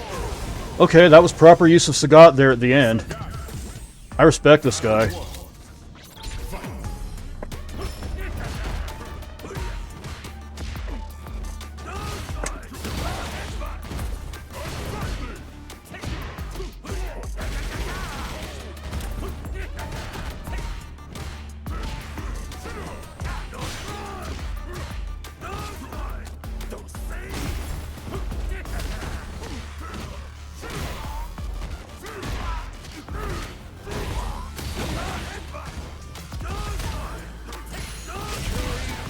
Yeah, this is what playing against Sagat as Honda should feel like.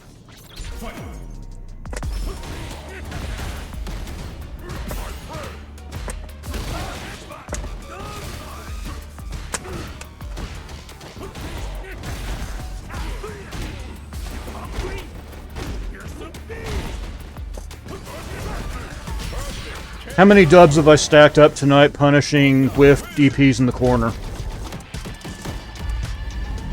Honest question.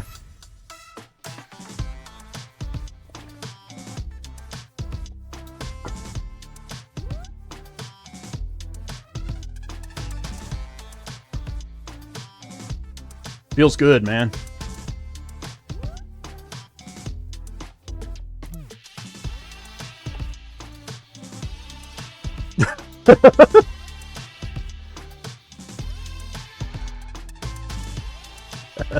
Dipsy Doo in the corner.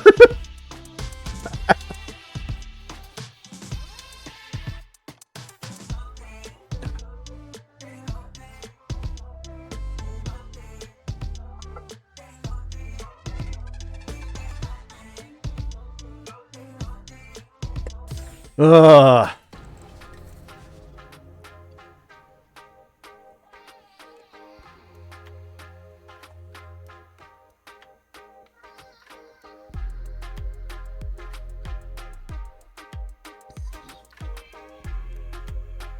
I'm gonna scoot myself over a little bit.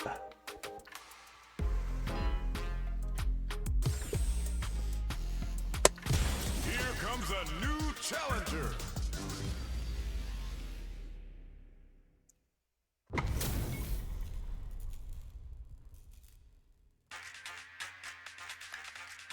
I want to say I've played this person before.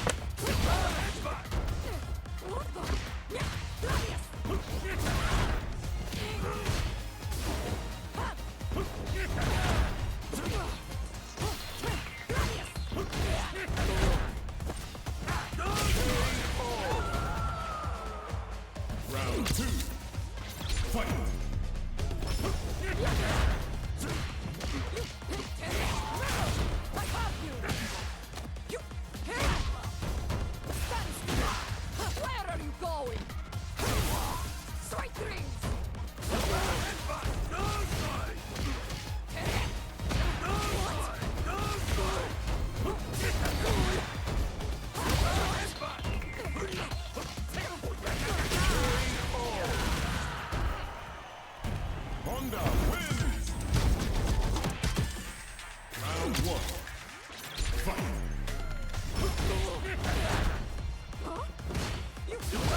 Oh, I thought that was gonna work.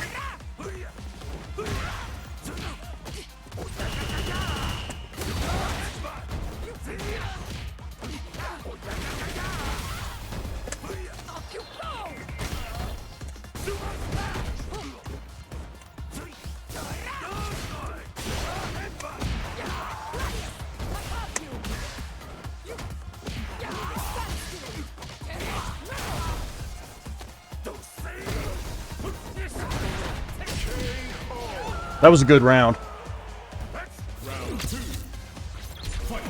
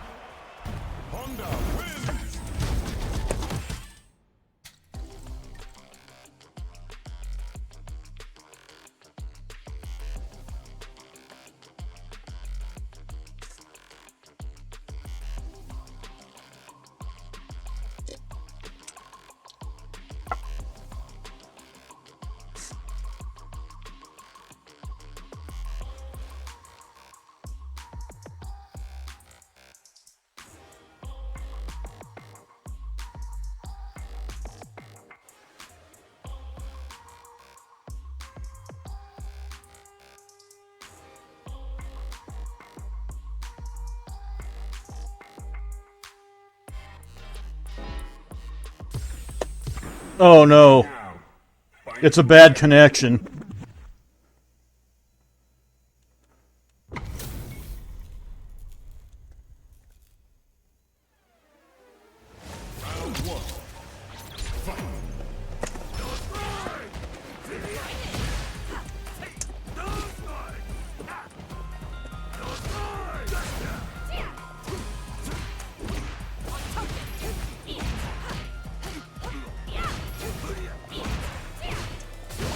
Oh, shit, nice.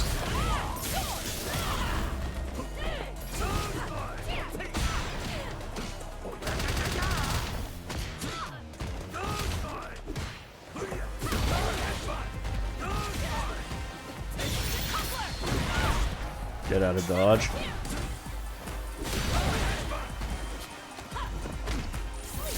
Ah, I was too close.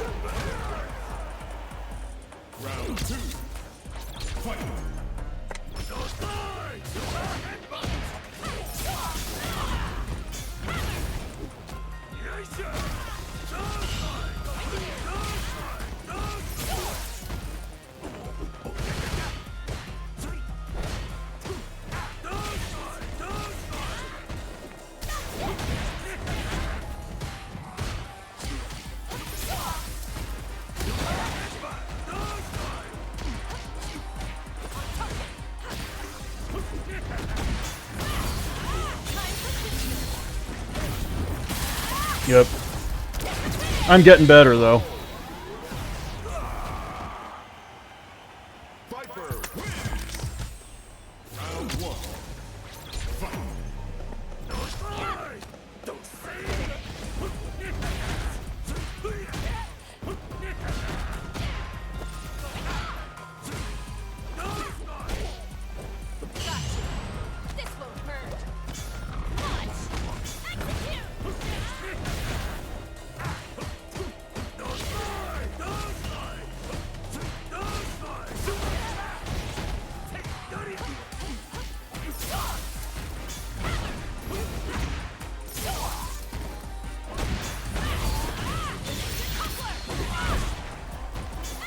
That was kind of cool.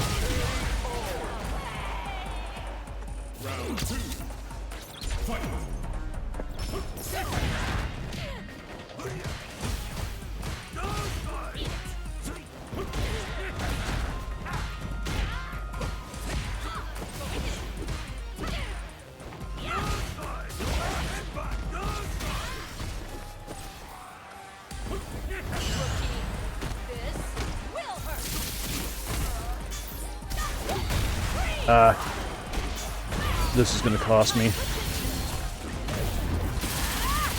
Oh no, it could still result in cool story, bro, right?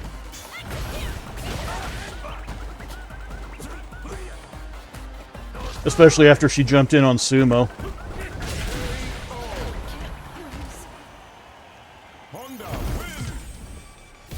I still think I'm playing damn solid, though.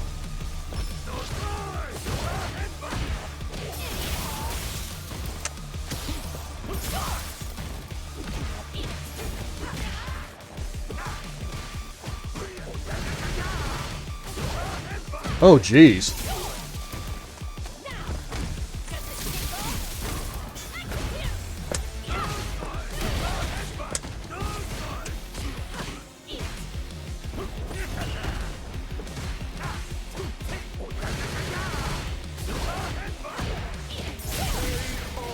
Stayed blocking after blocking heavy hands. That's bold.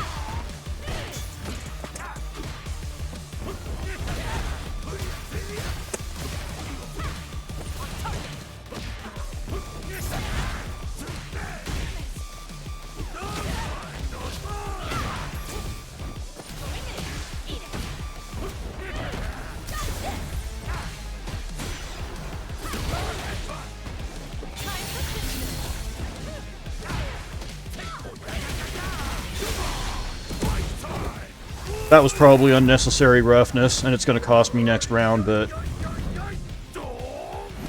maybe it'll have them malding out for the unnecessary roughness.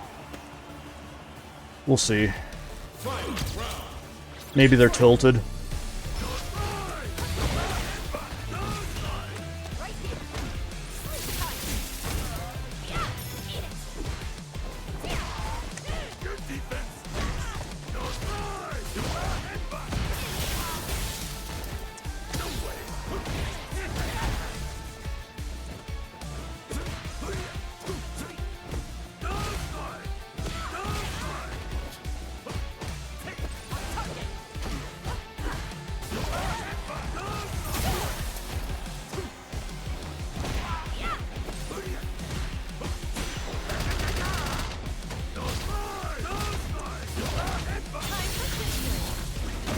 Oh.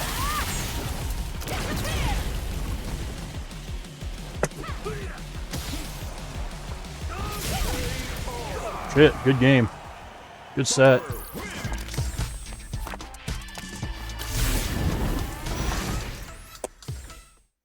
I don't feel too bad about losing a set that came down to a frame-perfect anti-air. That may be the best I've ever played against Viper.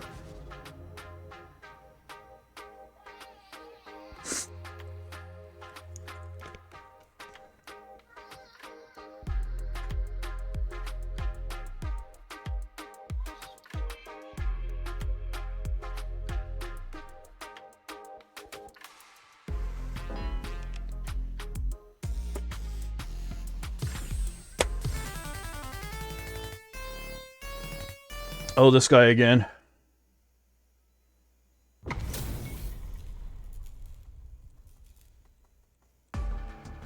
Gotta do round one. Fight.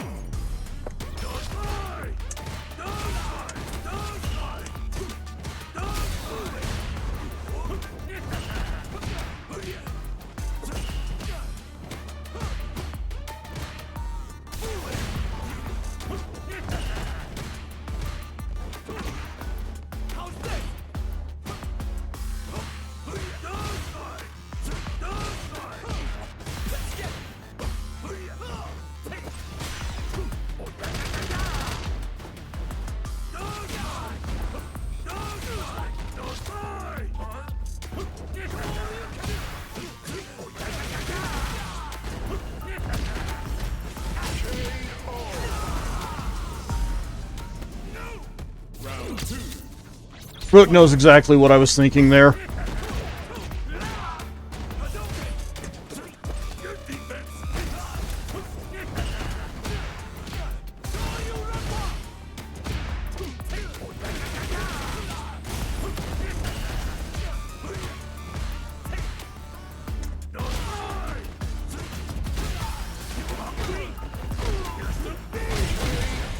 Brooke, how hard was that for you to watch? Honda wins. Round one. Fight.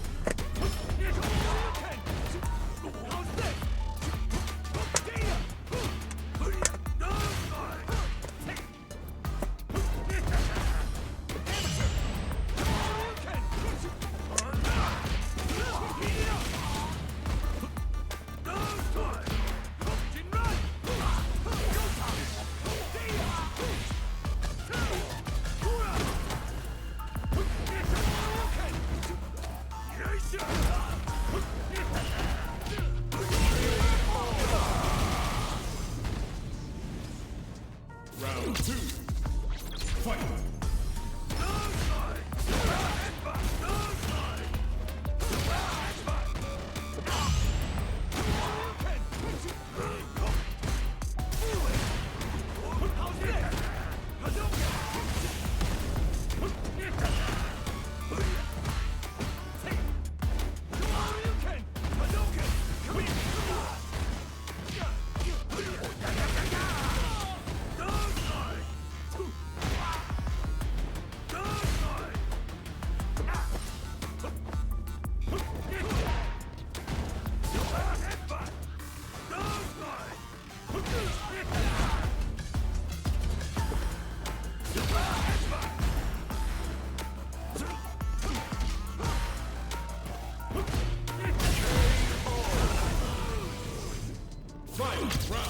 Bro got smart real quick, though. I'll give it to him.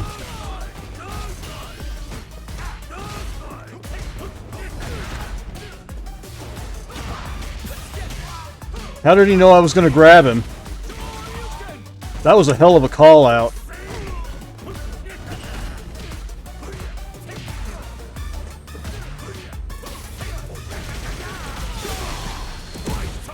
Good set.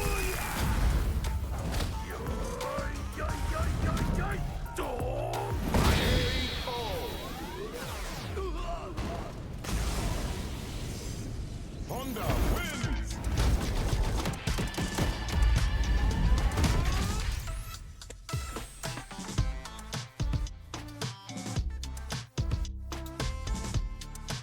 Thoughts on that one, Rook?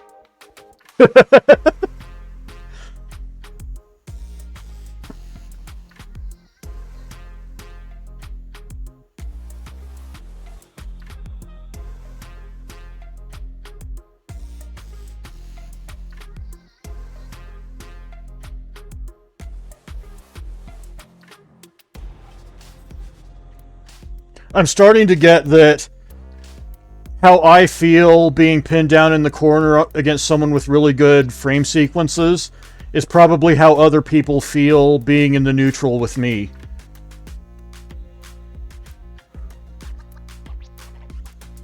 We're not playing the same game.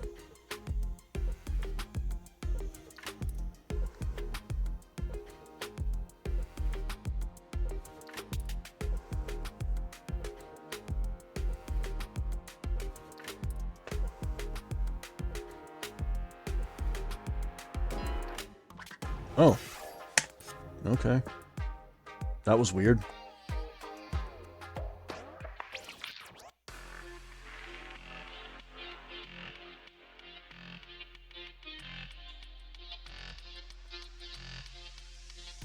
Accurate.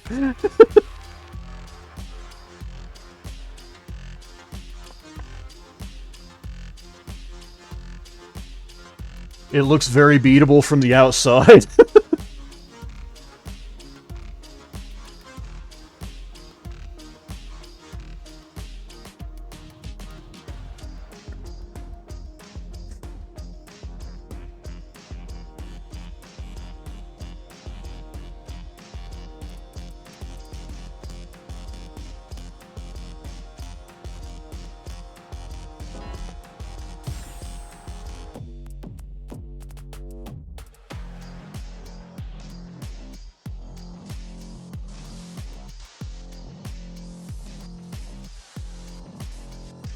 I wonder if that's kind of why OG players have aura in modern games.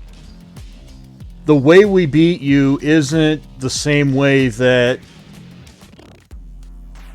players popularly think of as the way to win, but it still works.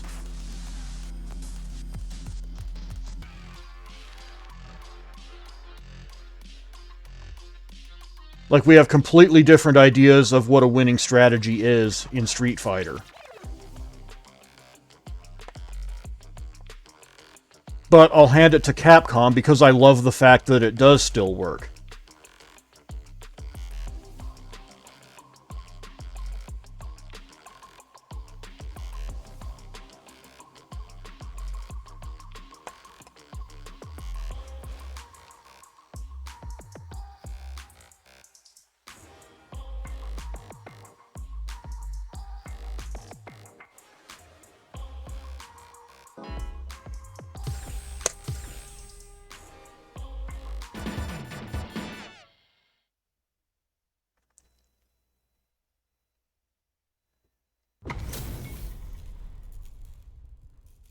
Fellow Street Fighter 2 enjoyer. Nice.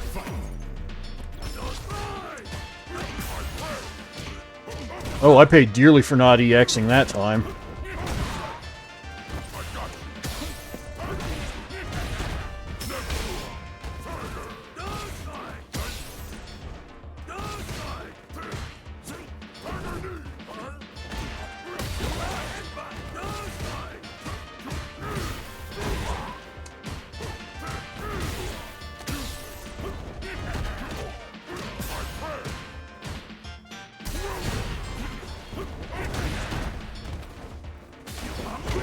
Okay, plan B it is.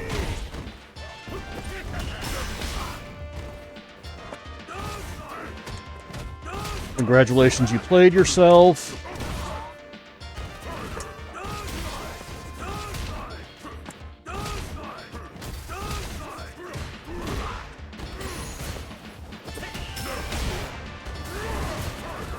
That's on me, I didn't see him come out of burnout.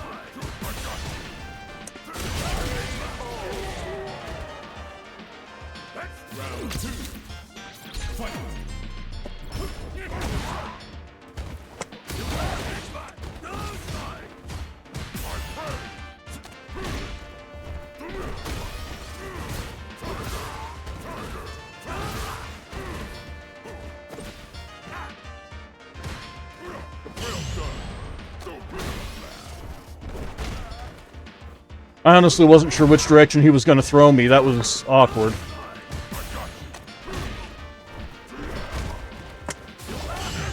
Oh, okay. Calling it straight out.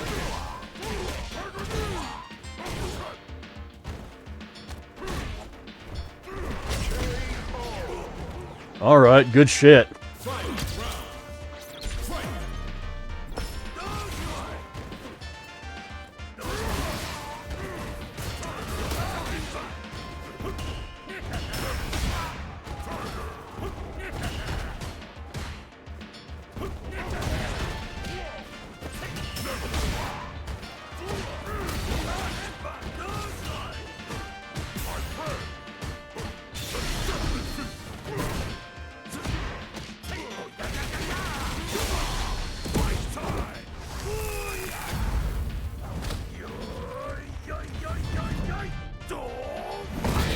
I can play solid too.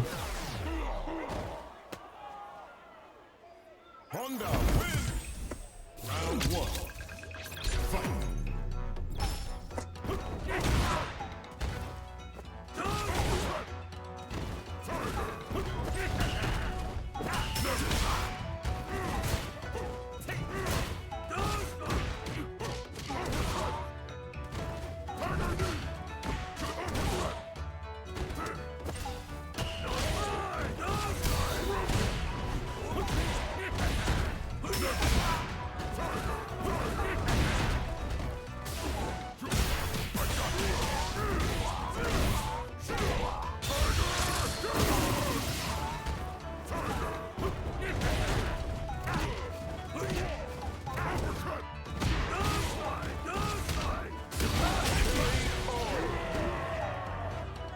Round 2. Fight.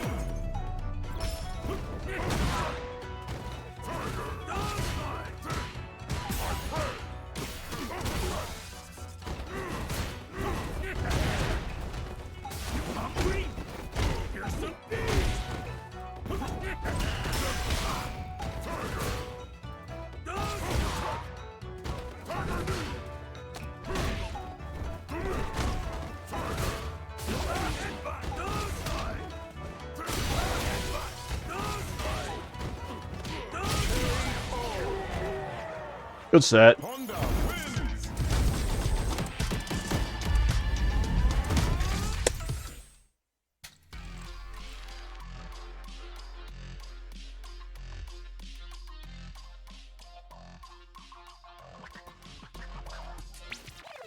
You know that feeling when you actually know you've leveled up?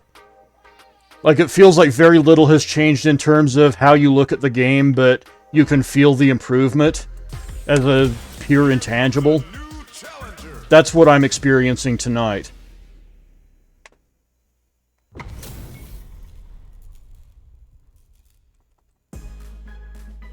Round 1.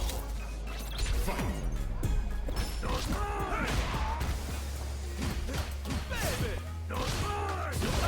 Okay, patient.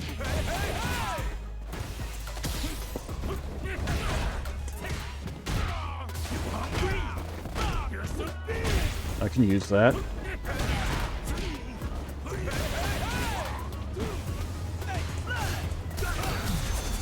Nice.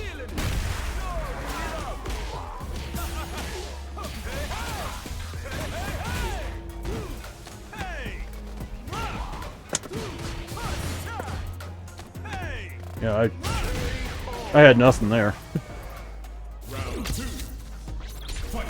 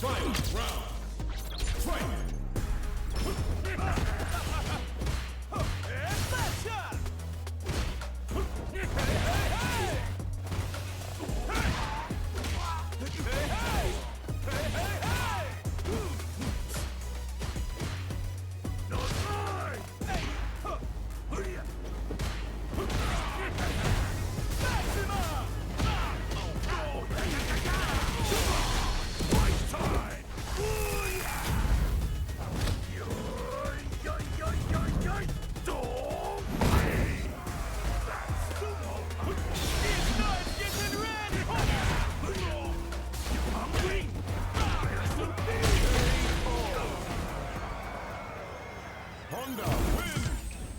Round 1. Fight!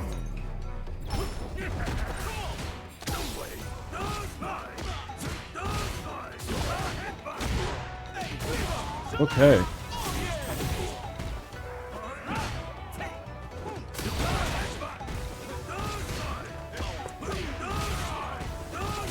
I appreciate the patience, even though it's really frustrating to play against. This person has seen a Honda before.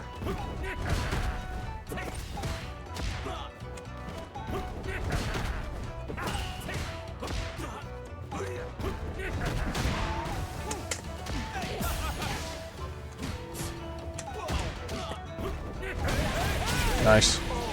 Good shit, good shit. Round 2. Fight!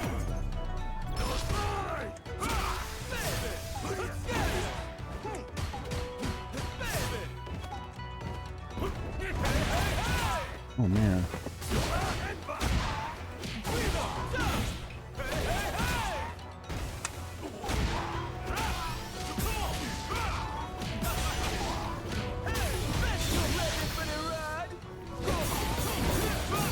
Alright, respect. DJ win! Round 1. Fight!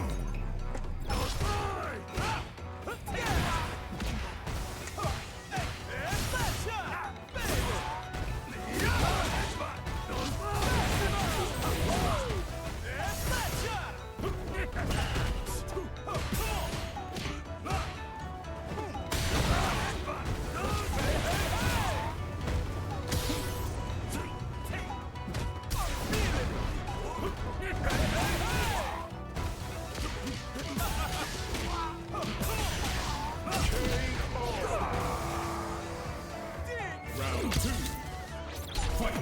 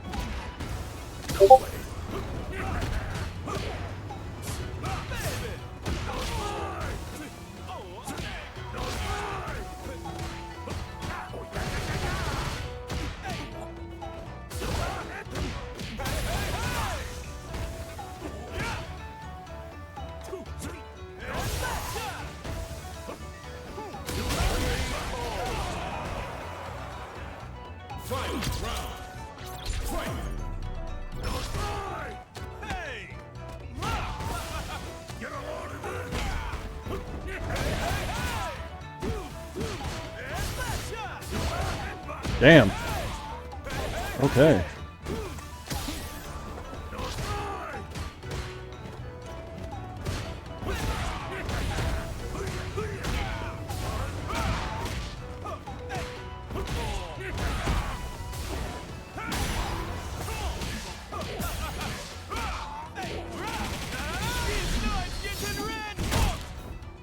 Solid set. I think we both changed up our strategies hardcore in the middle of the set, and it took us time to adjust.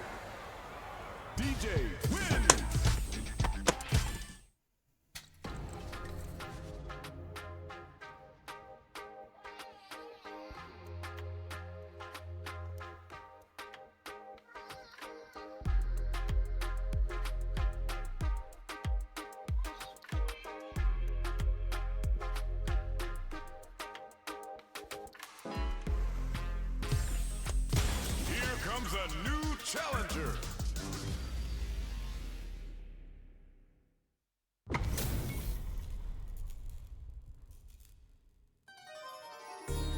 Round one. Fight.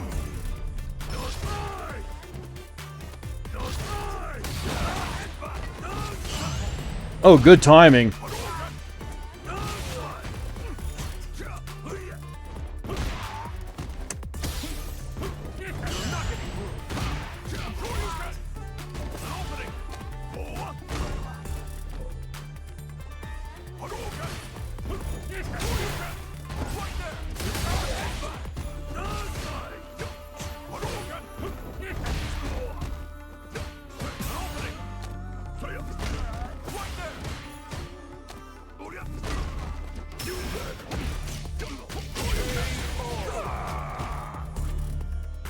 Round two. Fight.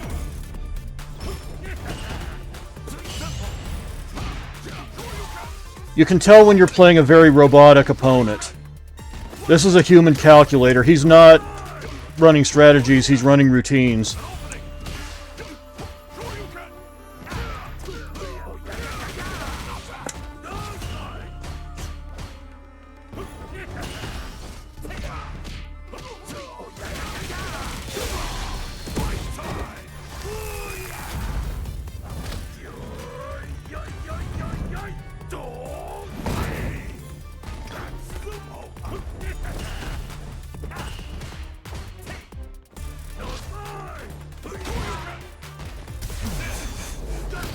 Saw that coming a mile away.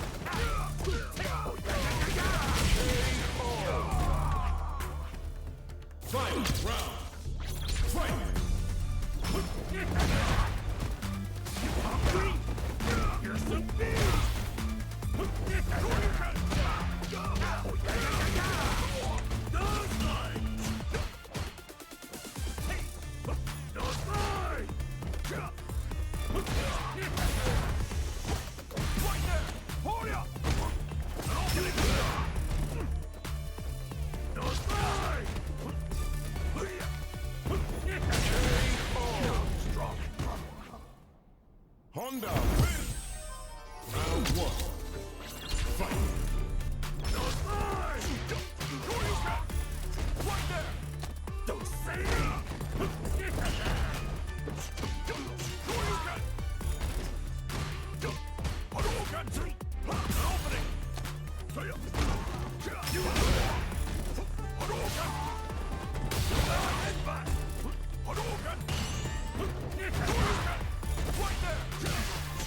Nice.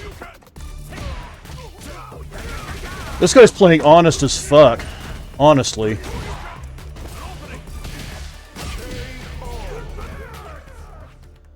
Round two. Fight.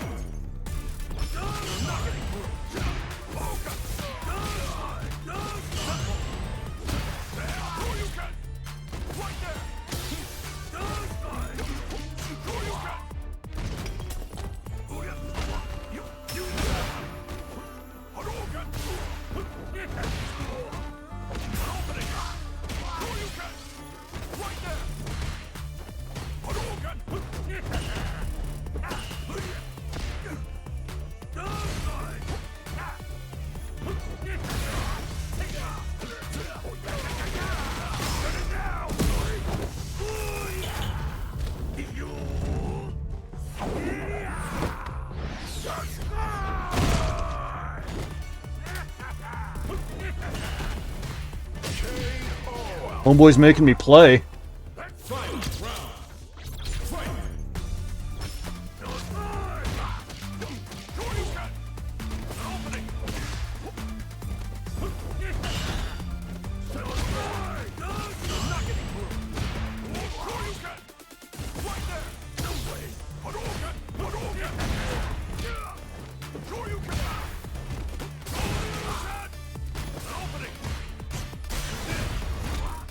Got me. That's probably game. Actually, I don't know if that's game. Okay, I'm still in it.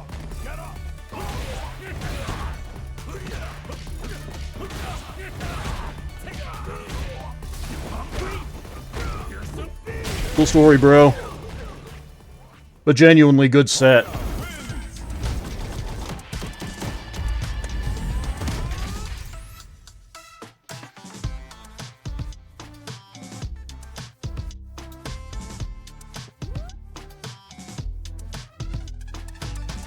I almost feel like if I was at an event playing like that, somebody would have had to check me for a pulse.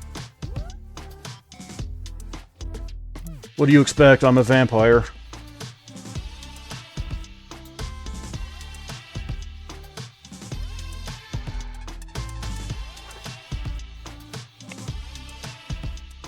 I'm gonna go top up the coffee real quick.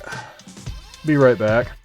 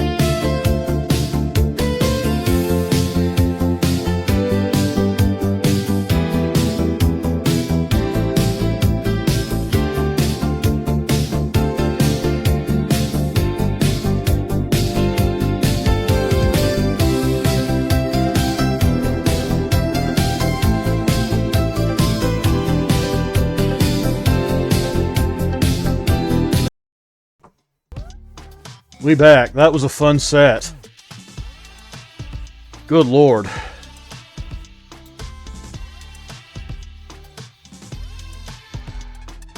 How we feeling, chat?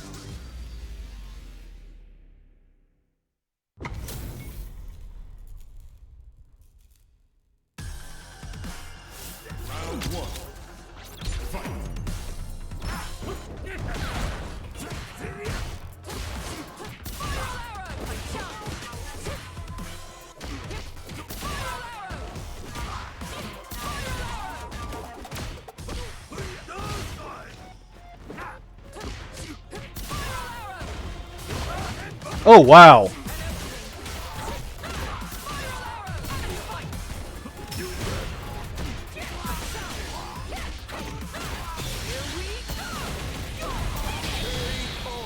Okay, then. It was just wrong guess, wrong guess, wrong guess, wrong guess.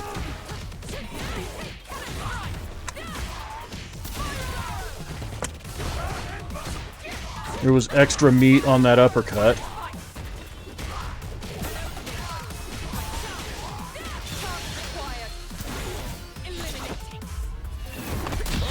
1479 MR my ass.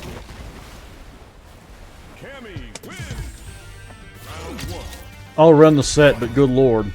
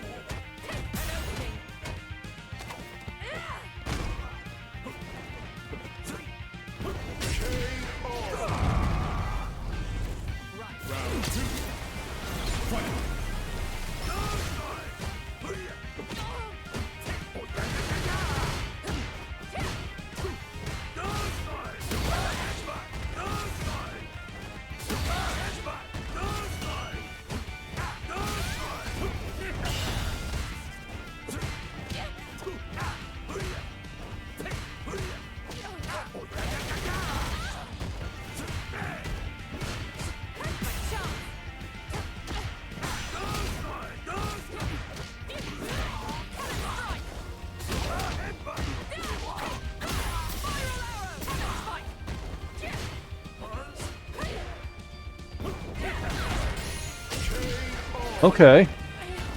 Woof!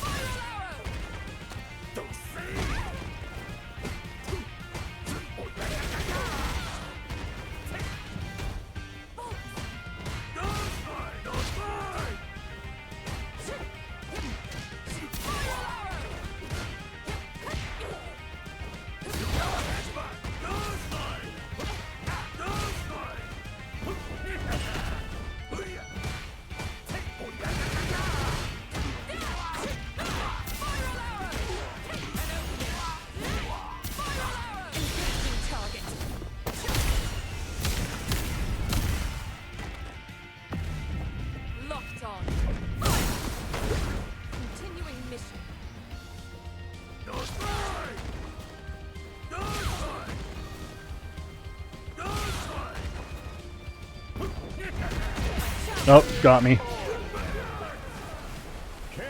I don't feel at all bad about losing that set.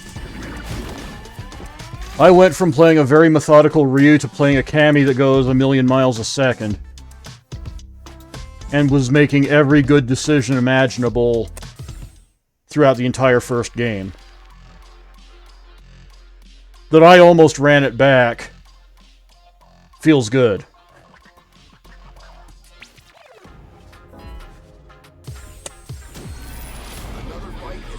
No, first Jamie of the night.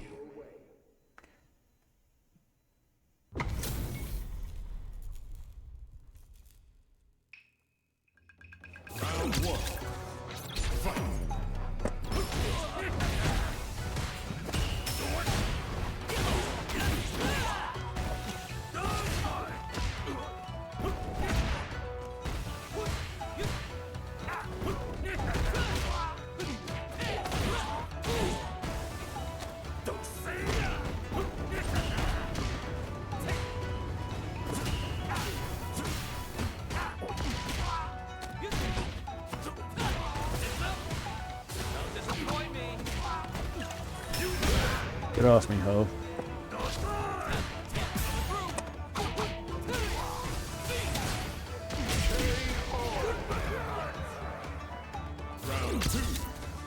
Ugh.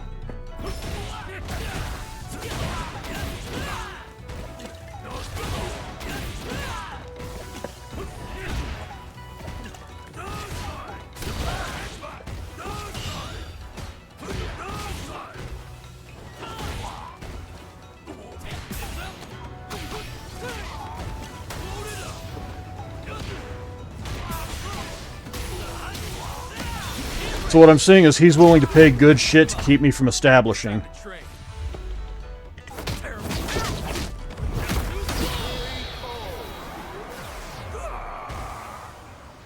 Jamie wins. Round 1. Fight.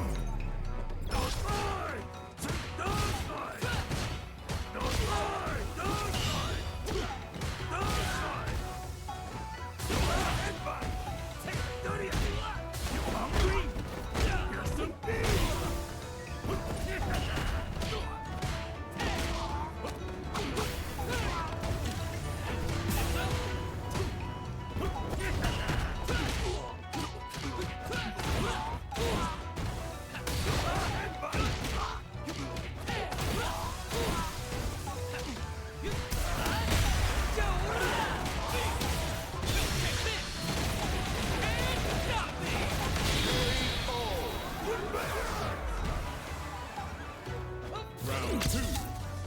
Fight.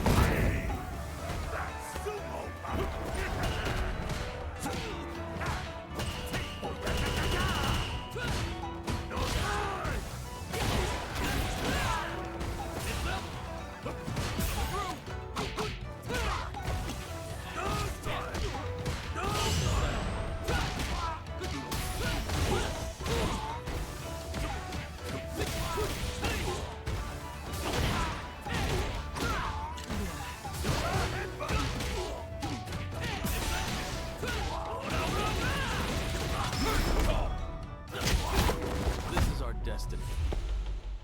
My secret art gets got.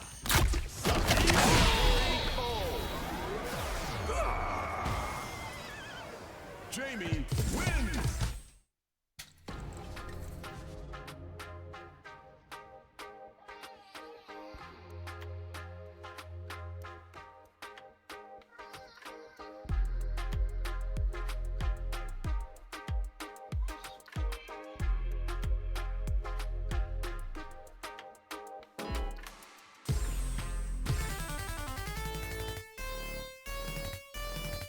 Wi-Fi Blanca, what could possibly go wrong? Round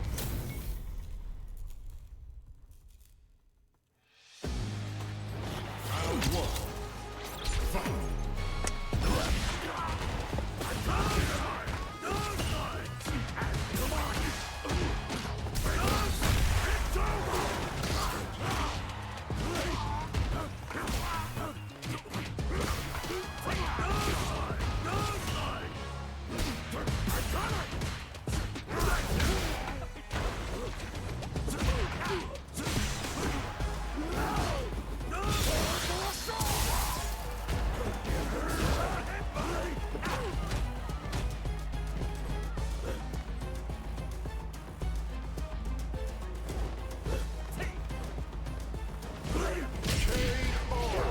I knew what he was trying to do. Round 2. Fight.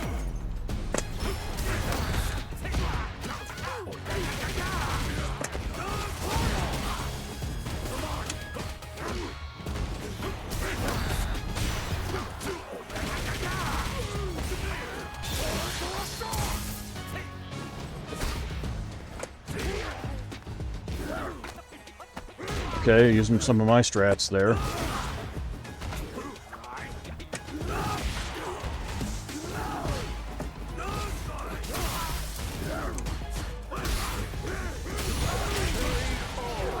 Nice try. Honda wins.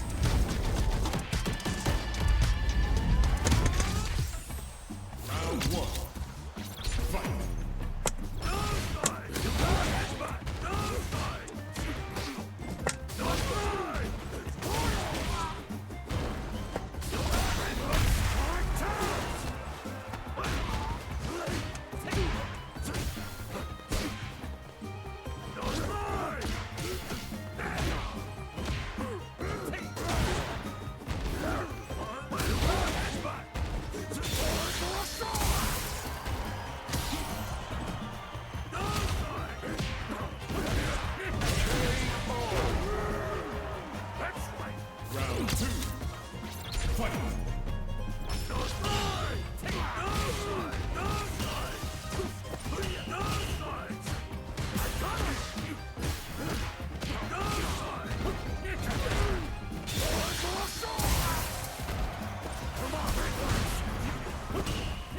Wow, he paid good shit for that.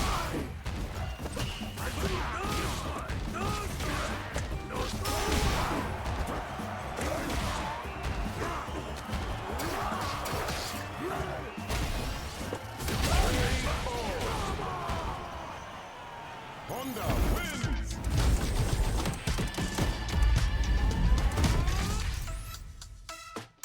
Like, it felt like he was spending drive meter just to exist in the same space as me.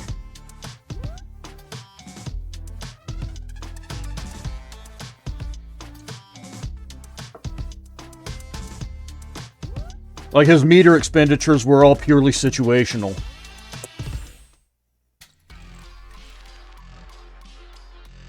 I wouldn't mind getting Rook's take on that, but that's what I was feeling during the match.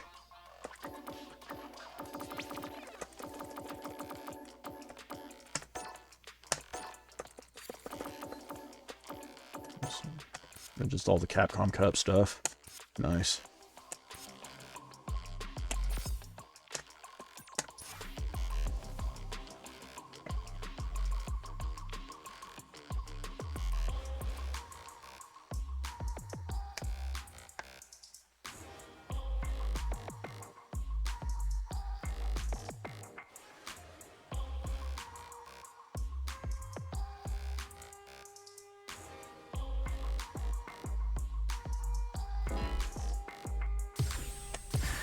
Here comes a new challenger.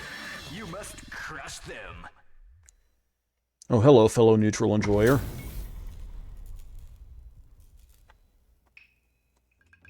Round one. Fight.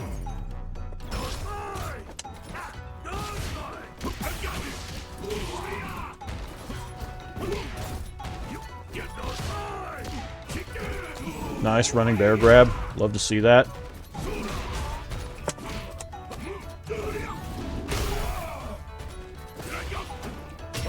Yeah. My reacts were not on point there. Round two. Fight.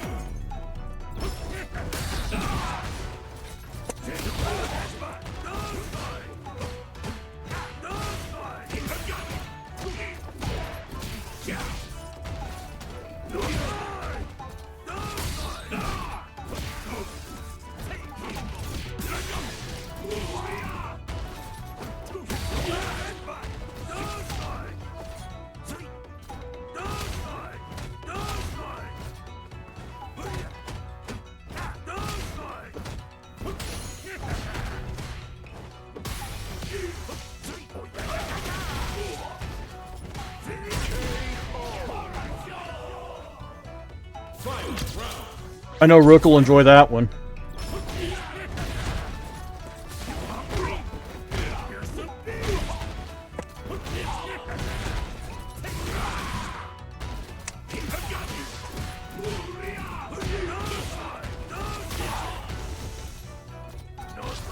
I wasn't going to get greedy there.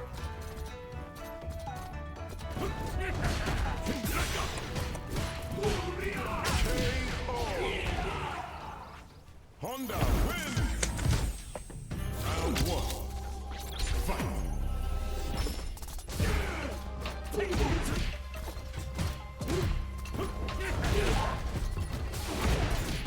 Good react.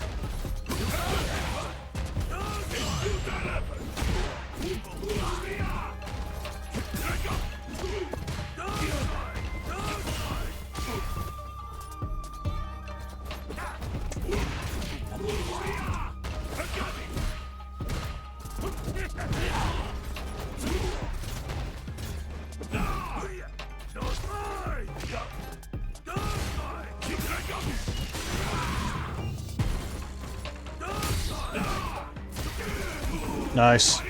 Good shit, good shit. Round two. Fight.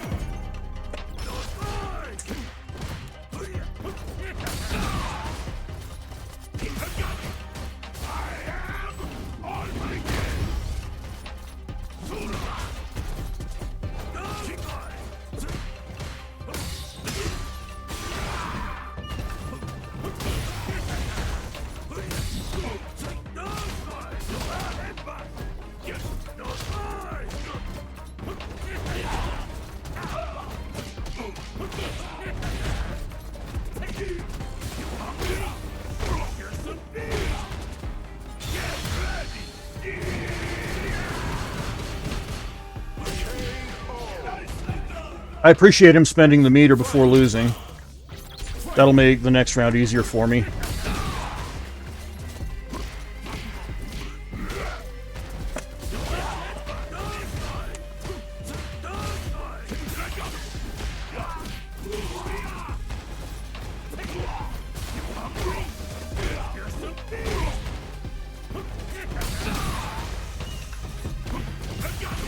Okay.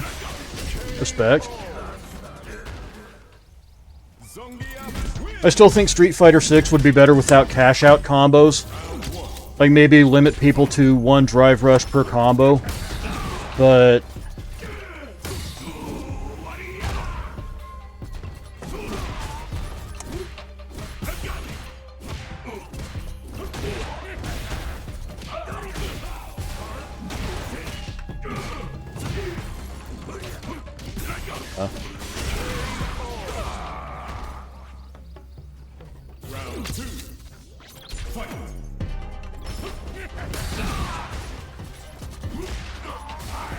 What? Okay.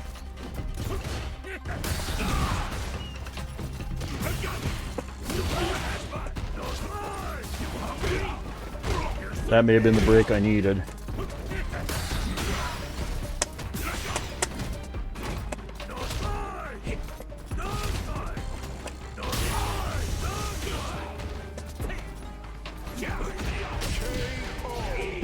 Alright, let's see if I can do something with it.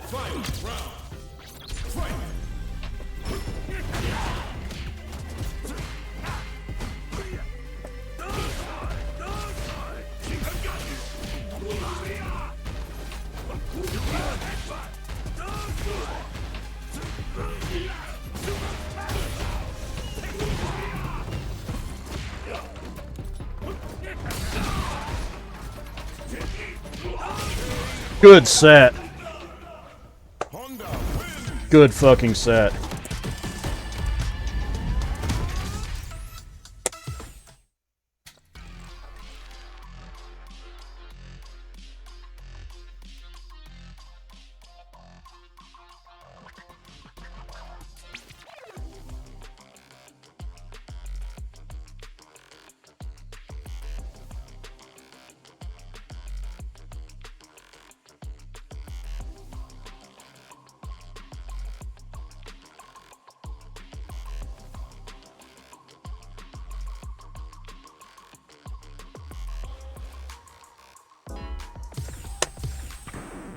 Now, find a new rival.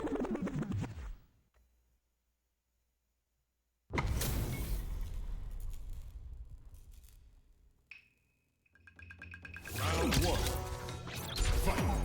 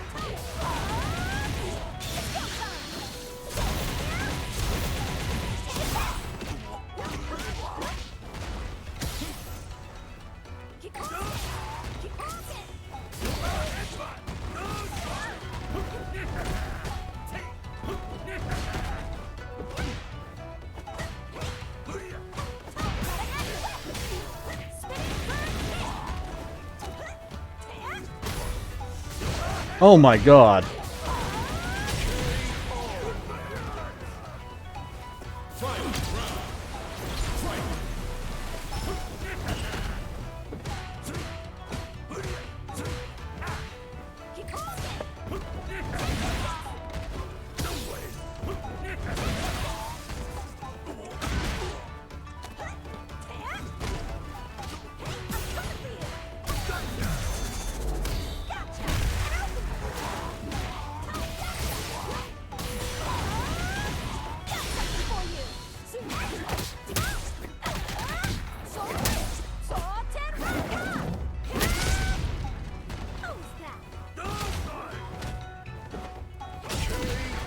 Okay, I was holding diagonally down left, but I was only getting left.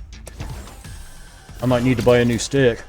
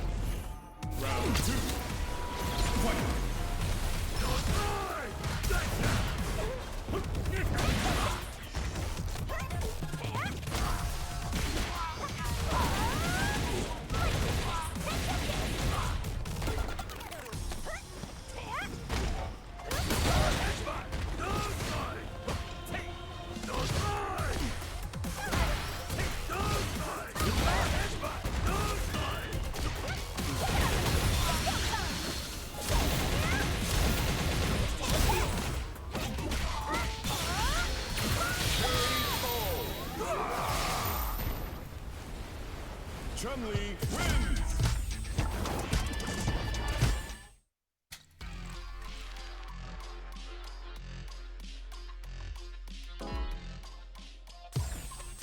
Here comes a new challenger!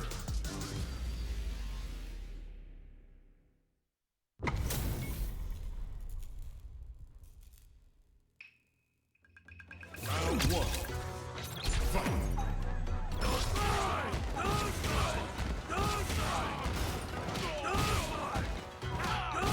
Is he feeding? Round two. Fight!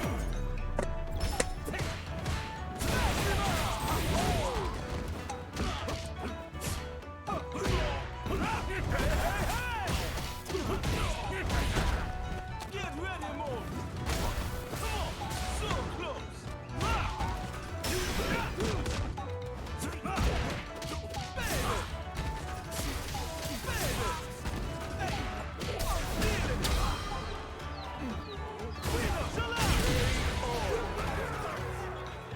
Fight! Round!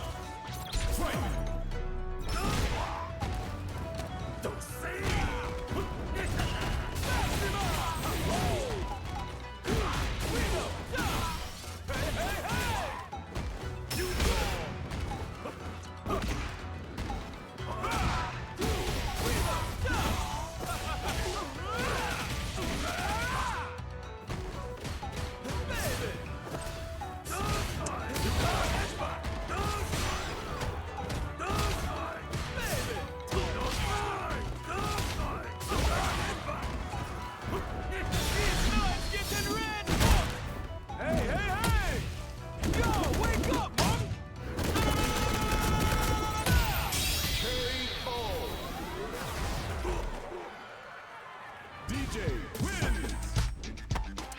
Okay, one and done in victory. I don't get it.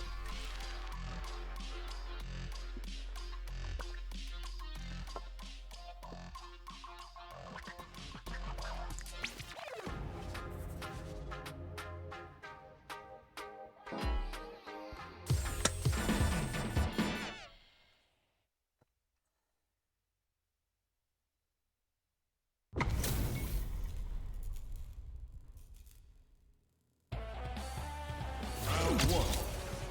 Fight!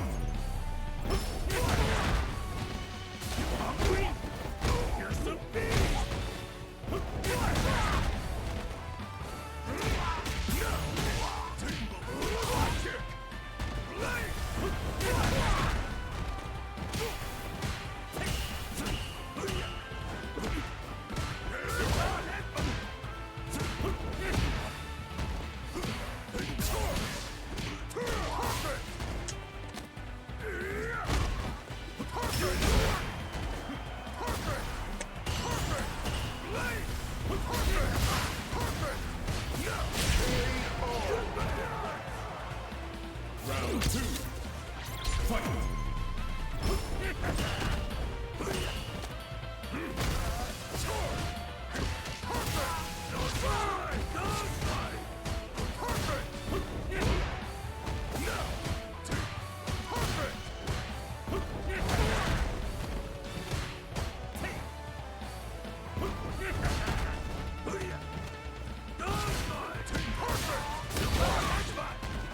Tell me you're playing on leverless without telling me you're playing on leverless.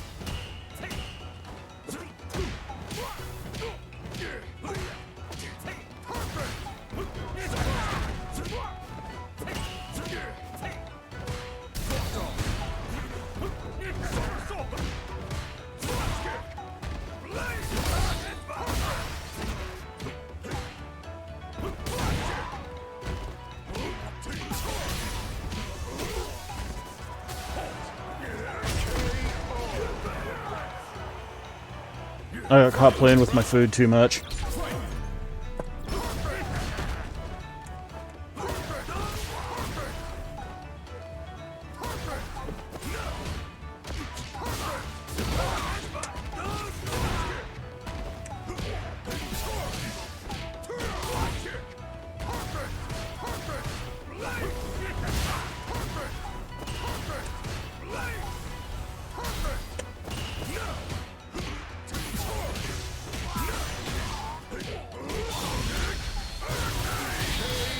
Still say Street Fighter 6 would be better without cash-out combos.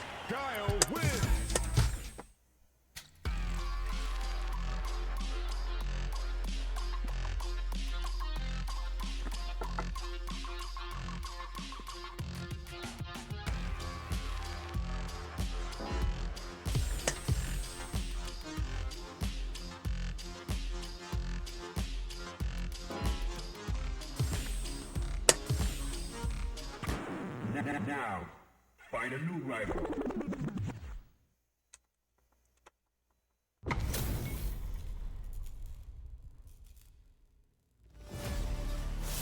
Round one. Fight.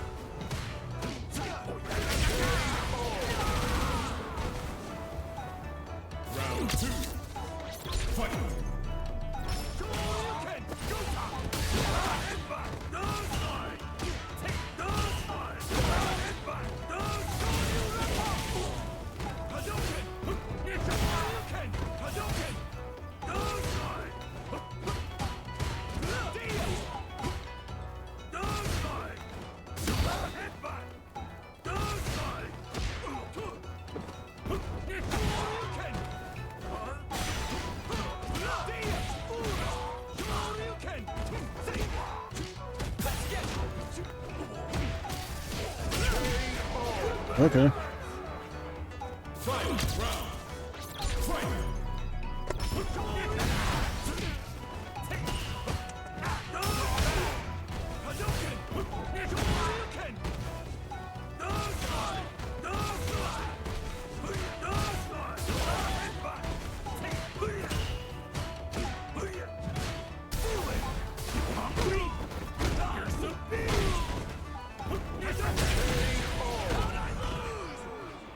Honda wins!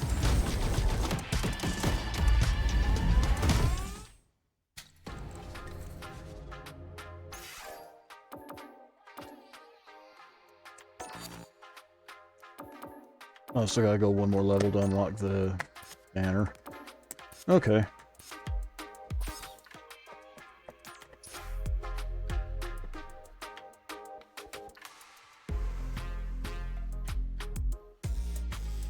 I might start winding it down pretty soon. Here comes a new challenger. You must crush them.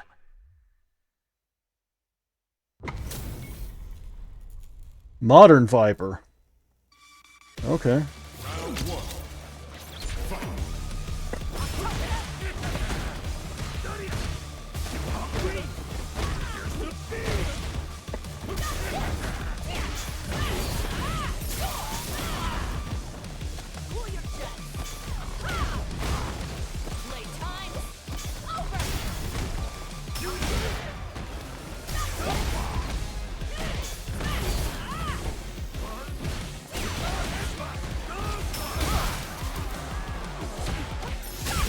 This person seems angry.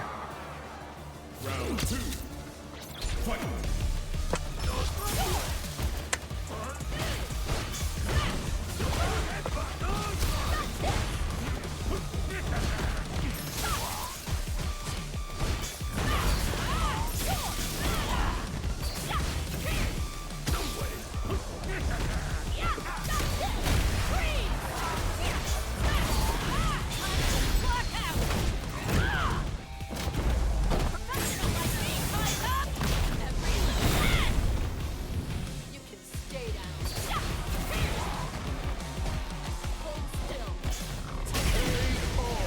Okay.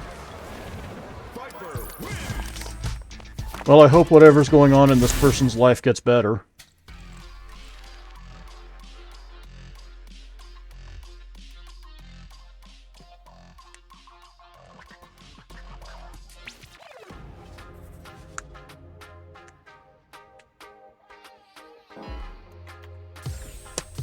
Here comes a new challenger.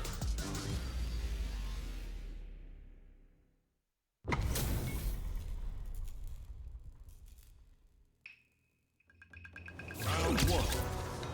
Fight!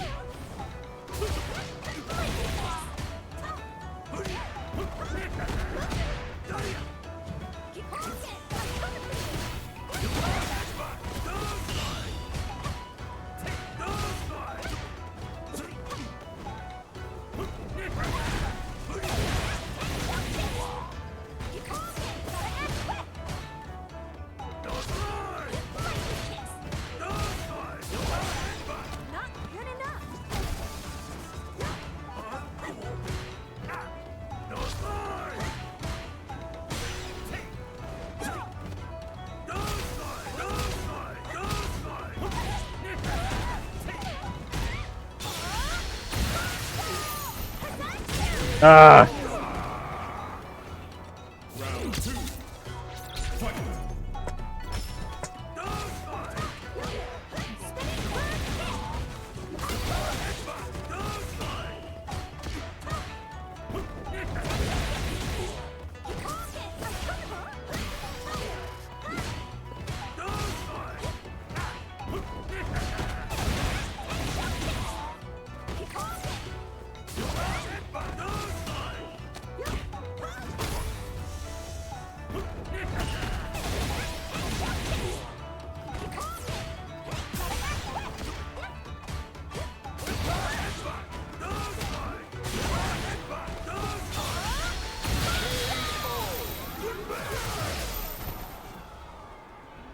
This is probably going to be the last set of the night. Crowd's dispersed. I'm getting tired.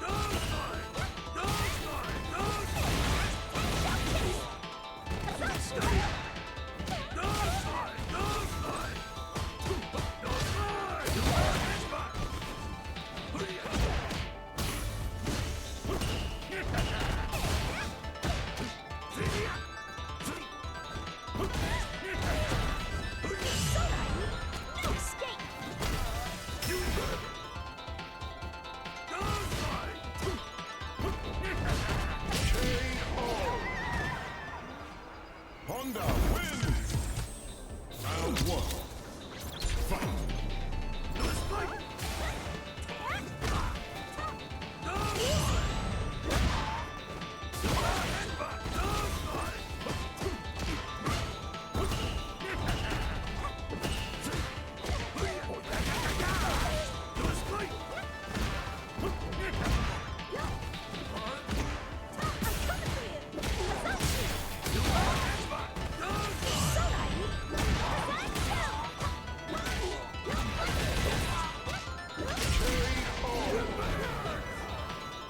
Round two. Fight!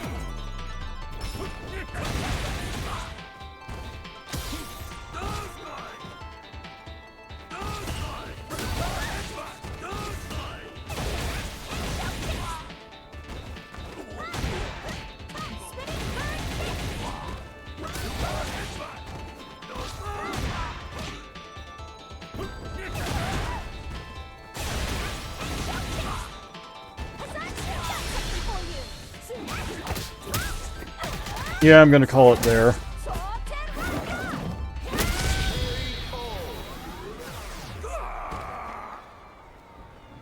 Chun-Li wins! But good games to all I played. Well, most I played. And yeah. Night, everybody.